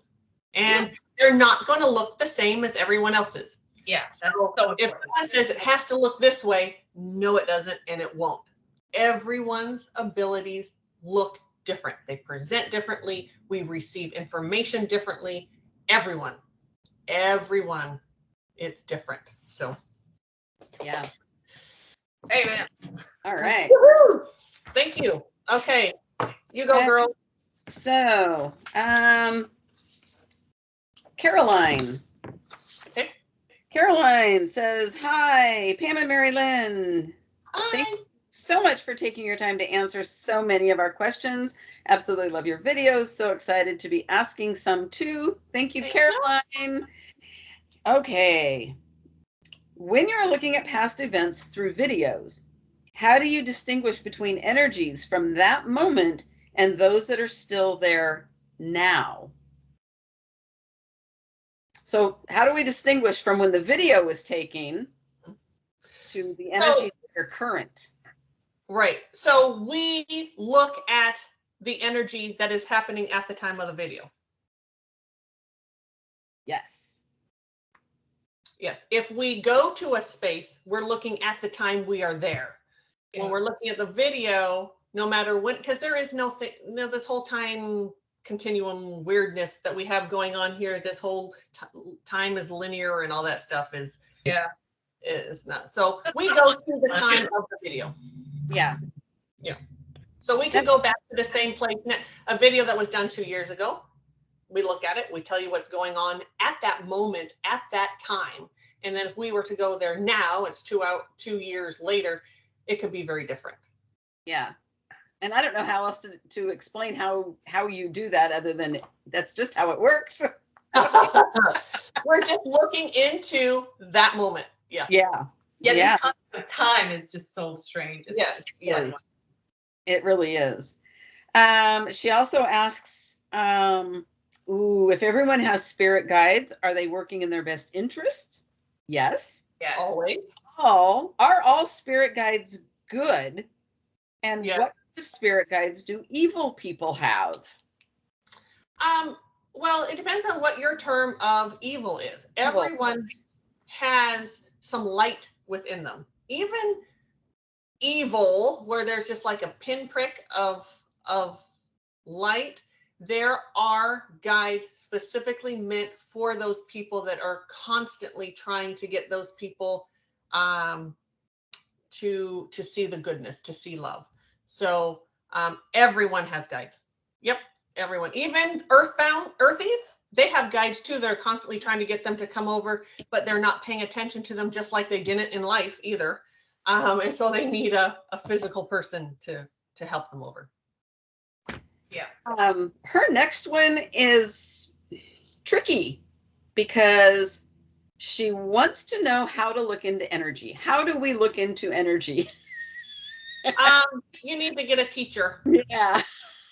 Yeah, that is a tricky one. Yeah. And I also want to say, like, to some extent, we humans, we do it all the time. You walk into a room, you get a certain vibe. Like there's just something to being human and being an energetic being. You are an energetic being in an energetic, and then we can go like, okay, what's energy? Let's not go that deep. But like everything, you kind of read it, but like to purposely and consciously read it, I would definitely, like said, get a teacher, start slow, start with someone that knows what they do. Don't go like, because you can get very overwhelmed if you're just going to go start reading energy on your own without even like what you're doing. Not having any idea. That's like going, yeah. And start with an energy healing. Go find someone. Very well. Yeah. Of course, we're energy healers, but you don't have to come to us. You can go to whoever you. I wasn't actually plugging us, but we are. You can also start being aware of how you feel in certain situations. That's a good one too. Yeah, just that simple everyday human thing that you just kind of it's not as mysterious really as some people think. No. I think so too, and I think we're just so like our body knows a lot better than our mind. Like we're so caught up in our minds, we don't think about what's going on in our body. Our bodies was created to have that instinct. Like we're chased by a lion, I need to feel that energy shift. The lion's looking at me, I need to get out of here. So, but now also we're overthinking. We're so in our minds. We're thinking about the future, about the past. That like a lion could be behind me. I had no idea. Right. And every emotion, that's energy, and it's a different. It vibrates at a different vibration, so your body's gonna pick that up. Yeah, absolutely. Yeah. So, all right. Well, thank you. Was that Caroline still? I think that was Caroline. Okay. Fatin. Fatin. And I'm sorry, there are 6 names. There's 5 names after. Oh, yes. That's a really long one. Right. Please okay. forgive me for not saying them all. This subscriber says, congratulations for reaching 1,000 subs. So happy for you both. Been a fan, learning a lot from our videos. They are wanting to know the likelihood of a person to remain on this earth when they pass. Very rare, right? For a person to become earthbound, really. And I do think we answered this question already, and I didn't do a very good job of getting them together. From what I observed, the one that remains would usually have unfinished business, intense regret or remorse. Is that not always the case? And yes, you are absolutely correct. Yeah. Don't worry. There's a few other things too, but it's all your ego staying focused on this plane. Yeah.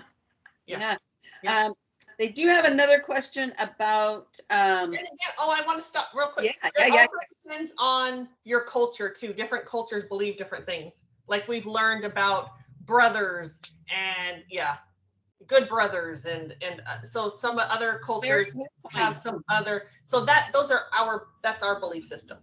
Very, very good point. Thank you. Their other question is about what really happened in the Conjuring house during the Warrens' investigation. What really happened? Is that all she asks? Yeah. What really happened in the Conjuring house when the Warrens investigated? I don't. It's been a long time actually since I've. At one time I had looked into the Conjuring house. There definitely was something of very low vibration that in human terms we might call a demon or something like that. There absolutely was something there. I believe it was conjured up, which is why they called it the Conjuring house. And it left, it just did a lot of damage on all the grids and everything. The portal was open, more things came in, and it was just an awful thing. And a lot of that still goes on. I don't think it's as bad as it was. They wouldn't continually have people coming in there. They rent the place out now, which I think is horrific, but they do, for ghost hunters to come in and poke around at stuff. But I don't specifically remember. Is that place based on the movies, like the? Mm-hmm. What do you call them? The Conjuring house. Conjuring movies, whatever. Yeah. Oh, okay. Yes, and Ed Warren and is that the couple like in the movies? Yeah, they were real people. But I think she just died. Oh. What is her name? I can't remember her name. I just lost it. Lorraine. She was psychic. Possibly a medium. I never really looked into her that much, but they did know a lot about demons and that sort of thing. And they came from the Catholic Church, so there was sort of that point of view in there. And they were drawn to, because there are people that say all kinds of things about them, that they were liars and they were cheats. But I mean, all of us get all of that, right? But they were drawn to that because that's how they were bent. Just like I'm bent more to that darker stuff. And so that darker stuff I'm going to find more often than other people do. So, and there was more. I mean, certainly if you go back hundreds of years, there was a lot more of those darker spirits on the planet than there are today. As our planet evolves, we do too. And they, they get healed, or they, things happen, and everything is evolving. Not sure where I was going with that, but I don't remember the country house specifically to know how to, respond. Right. Respond to Interesting. All right. So, let's see. We have Kinley's mama. Okay. I love these names. I know. Kinley's mama, what does it mean when you get the tingles? I get them in the middle of my forehead and all around my head. Is a spirit trying to communicate that way?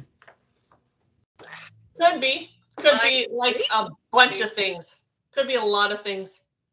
Yeah. I mean, when I get the No, I was just going to say that could be a way to sense energy, or your chakra getting activated, you getting more sensitive and feeling that. So I would say it's mostly that than like a spirit trying to contact you, I think.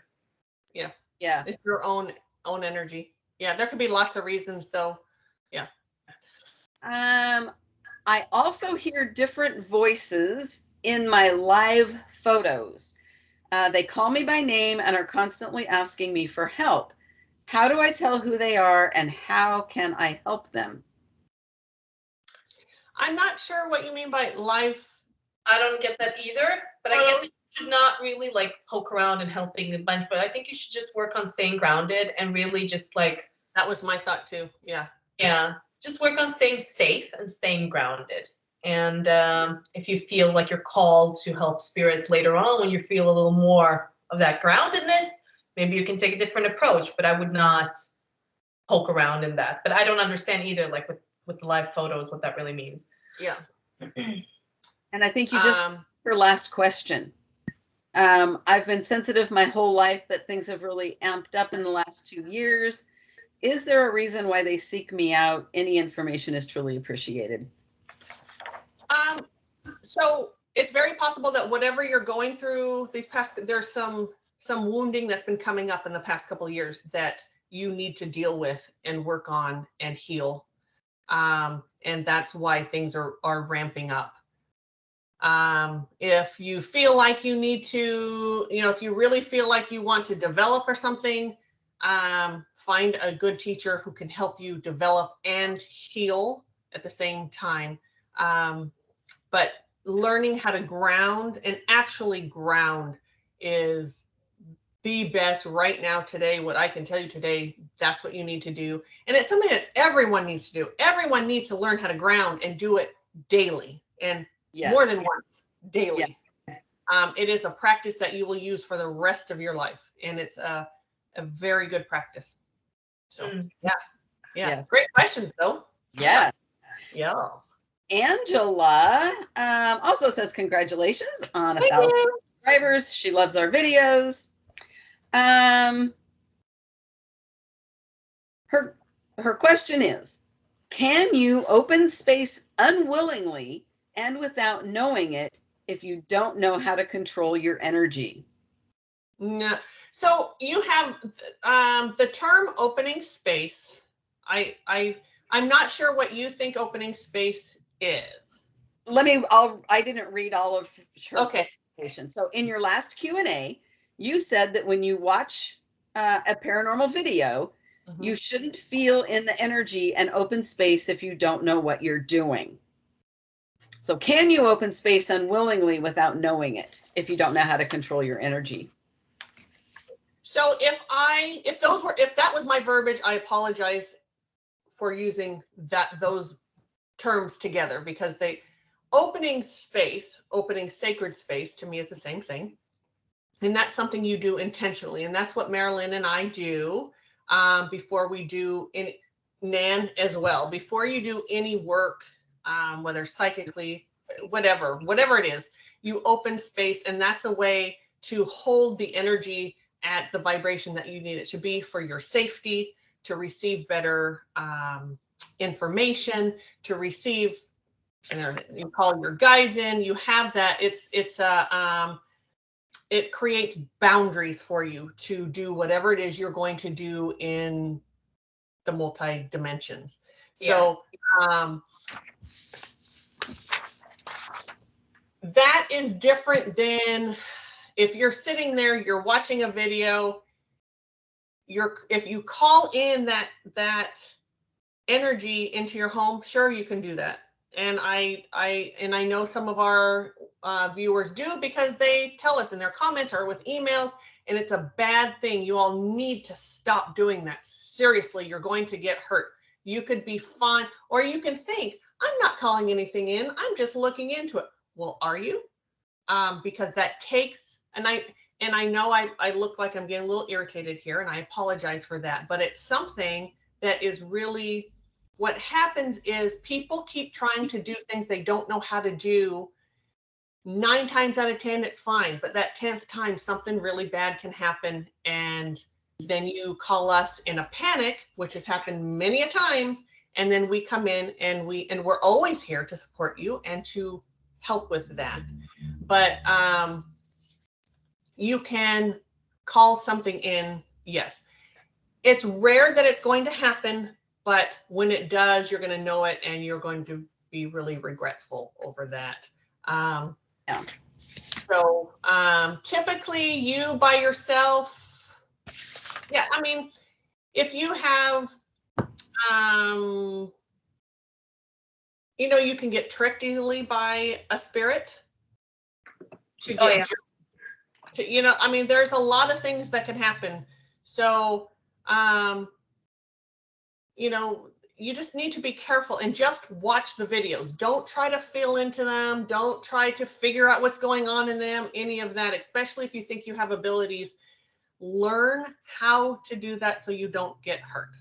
I mean, even I that work my abilities, I don't feel into the videos in that way. I watch it for entertainment. Right. I state I watch this purely, even before watching a horror movie, I purely watch this for entertainment. Yes. Very good. Yeah. So set that intention. Yeah. Yeah. Good. Yeah. Yeah. Very good. So, yeah. But great question. And I didn't mean to get that sort of gets the but I think it's important that you said that, because yes, absolutely. And it was the teacher combination mother in you. Yes.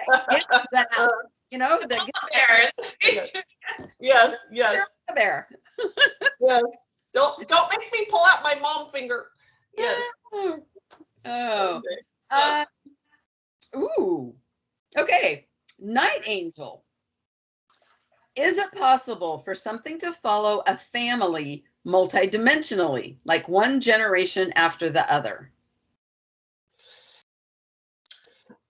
All things are possible. So I would never say absolutely not, because all things are possible, but most likely no. And what were you going to say? I was going to say that probably, if that's what you need to wonder, is probably just a very dysfunctional pattern of that family that keeps manifesting as a dysfunctional energy, and you think it's something multidimensional, and sure, something might feed off of it, like, a parasite would have anything if it's there, and if I can. But I think it's more, I can definitely feel it's more of that family generation, and in generations had a lot of issues that just manifested into this big cloud of energy. Yes.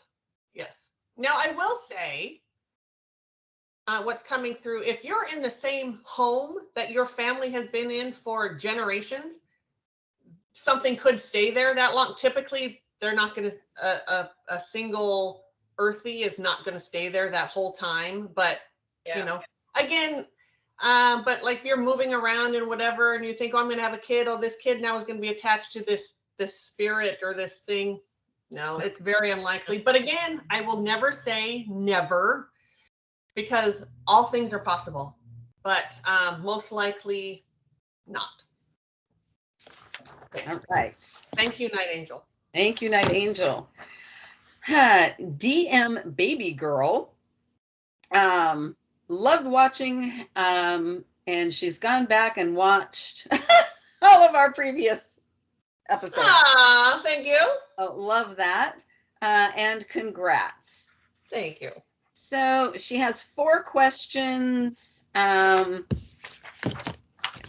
I still have some people, so we're gonna go with her her first 2. Okay. Okay. Reincarnation and souls.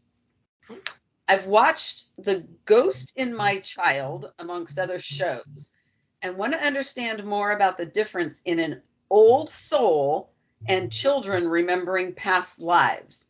As the population grows, are there new souls too? So children are closer to home. They just came from home. So they're going to remember past lives. They're going to see things that we don't see, etc. An old soul is someone who's had, 1,000 lifetimes. Like the 3 of us are all old souls.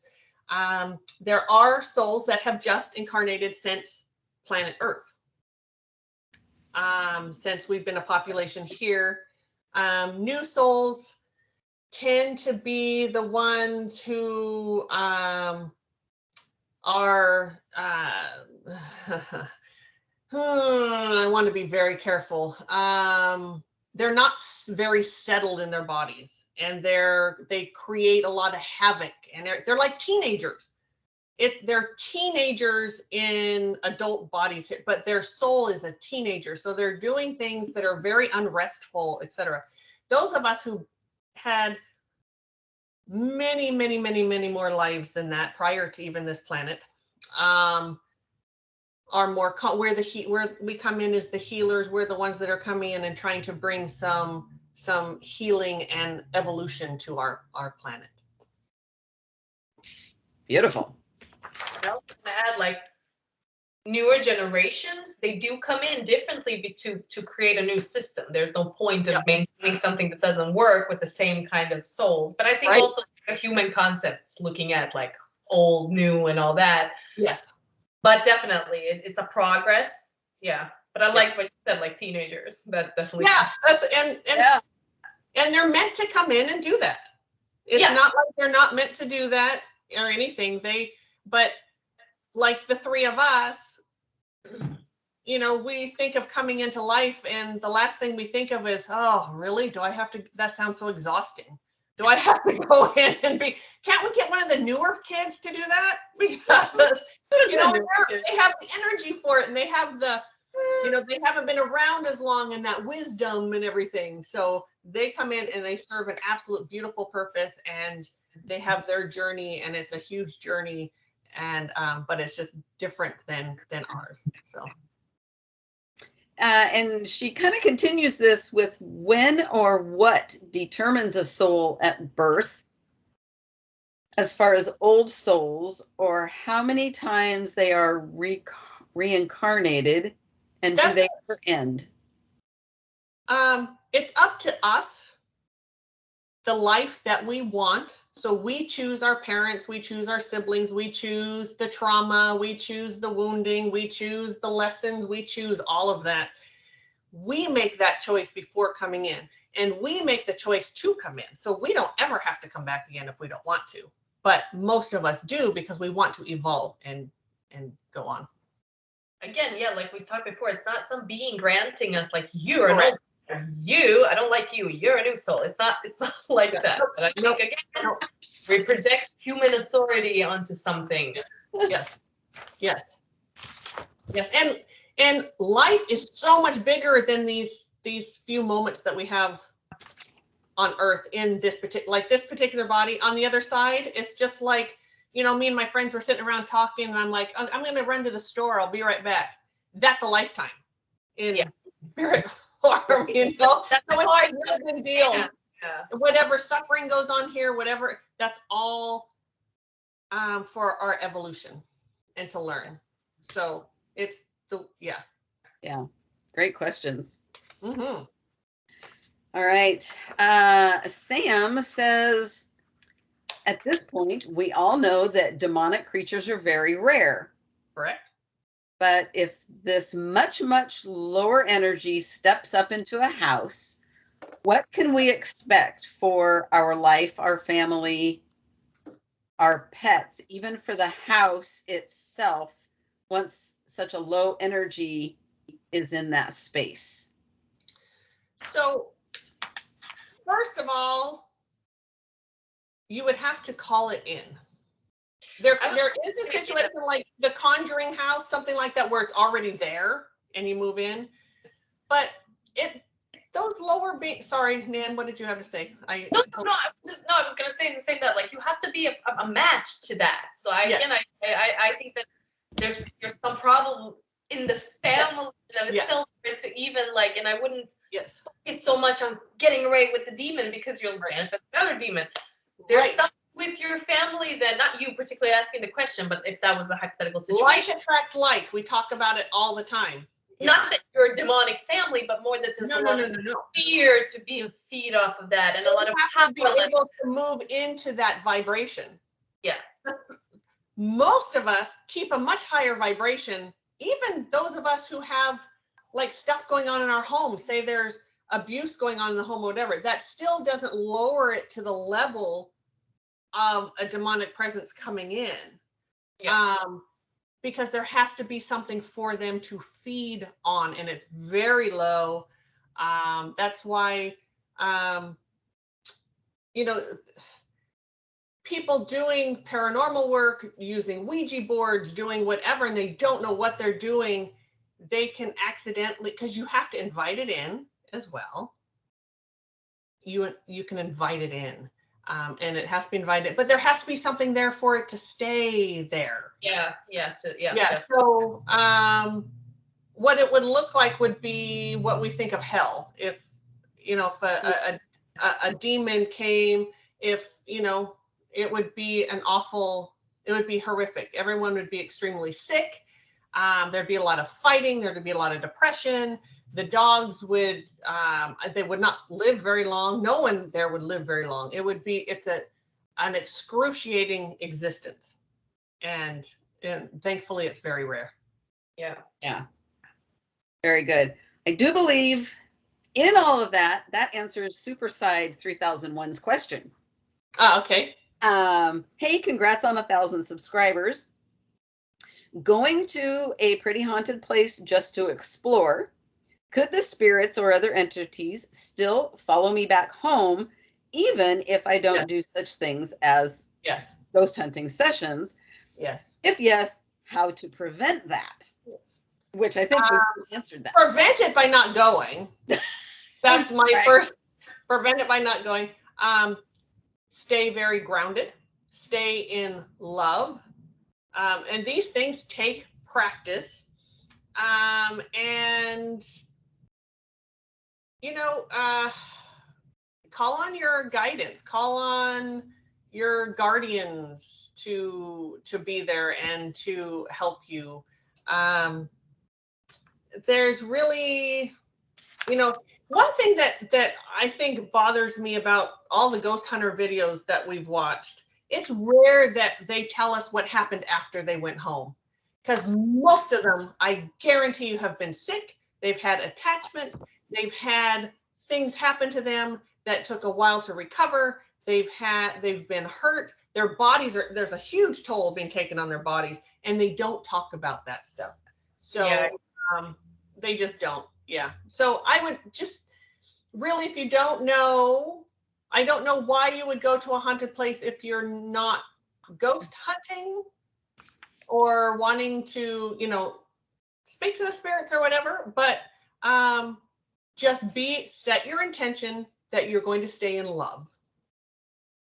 And stay grounded. Those would be the things that I would tell you to do. Either of you have anything else you want to add to that? No. Okay. No. Danique Hub. Also, congratulations. Thank you. 1,000 subscribers. I really appreciate your videos and learn so much from them. We have so many people that tell us they're learning so much, and that's just, thank you. It just warms my heart. you. Um, oh, okay. A little while ago, I talked to a medium and she told me that energy feels warm. When she was trying to work with me, I felt really warm. In some of your videos, you say energy feels cold. Could it be that people feel that differently? Or has it to do with the type of energy? Thank you so much and greetings from the Netherlands. Oh, thank you from the Netherlands. All the above. Yep. Yeah, we answered the similar Yeah. question in Yeah. the beginning. Yeah, yeah. Yeah. So the same goes there. Depends on you as a person. Yep. Yep.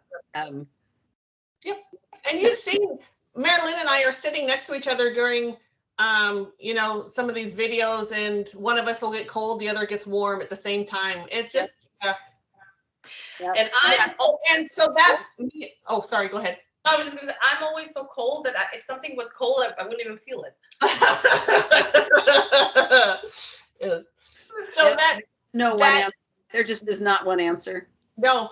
And whoever that medium, to say medium or healer, something that she went to, that's how that particular person feels that energy. So, and we have to remember, that's something good to remember, that when you're speaking to a psychic, a healer, a medium, whoever, they're giving you their personal experience. The three of us are sitting here giving our personal experience. It could be different for you, different for someone else that you know who's a psychic or a medium or whatever. We all experience it differently. So we're giving you from the experience that we have from all of these years, but it could still be different. But that all comes down to we all experience it differently. Yeah. Okay, I'll stop now. Next. Oh, all right. Well, so we have gotten at least 2 questions from everybody that has asked questions. Okay. And then we had a few people just say hello and they love us and they didn't have a question, and we thank you for that as well. And yeah. We still have a drawing to do. We do, right here. I totally forgot about the drawing. Are we done with all the questions? Well, we have a couple more from people we've already done questions. So do we want to?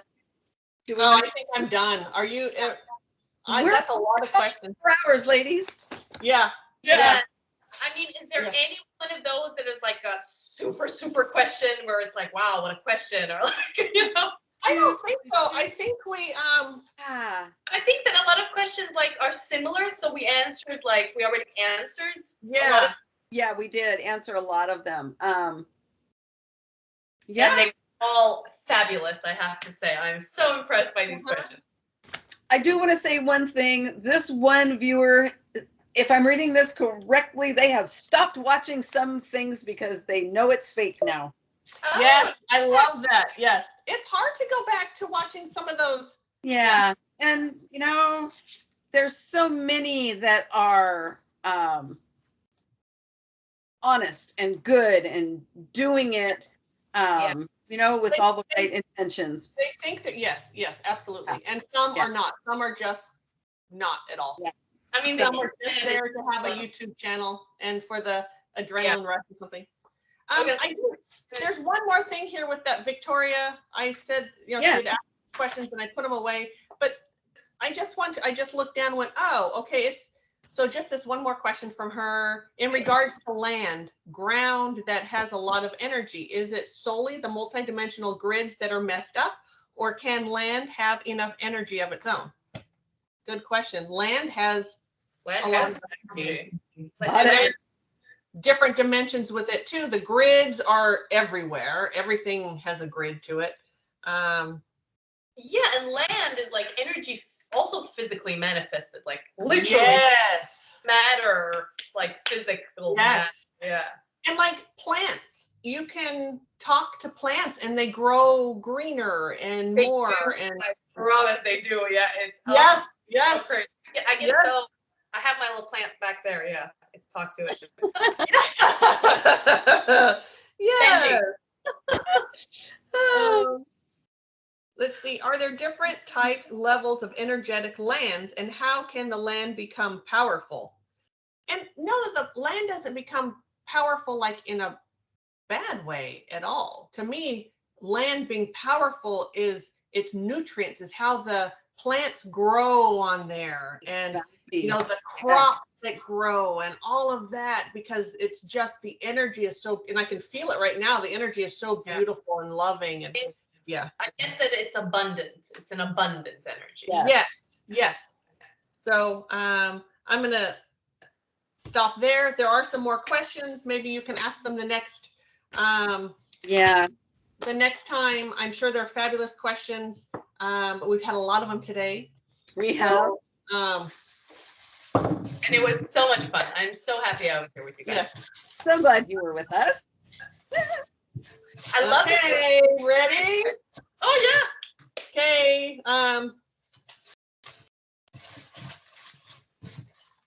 Someone tell me when to stop. Stop.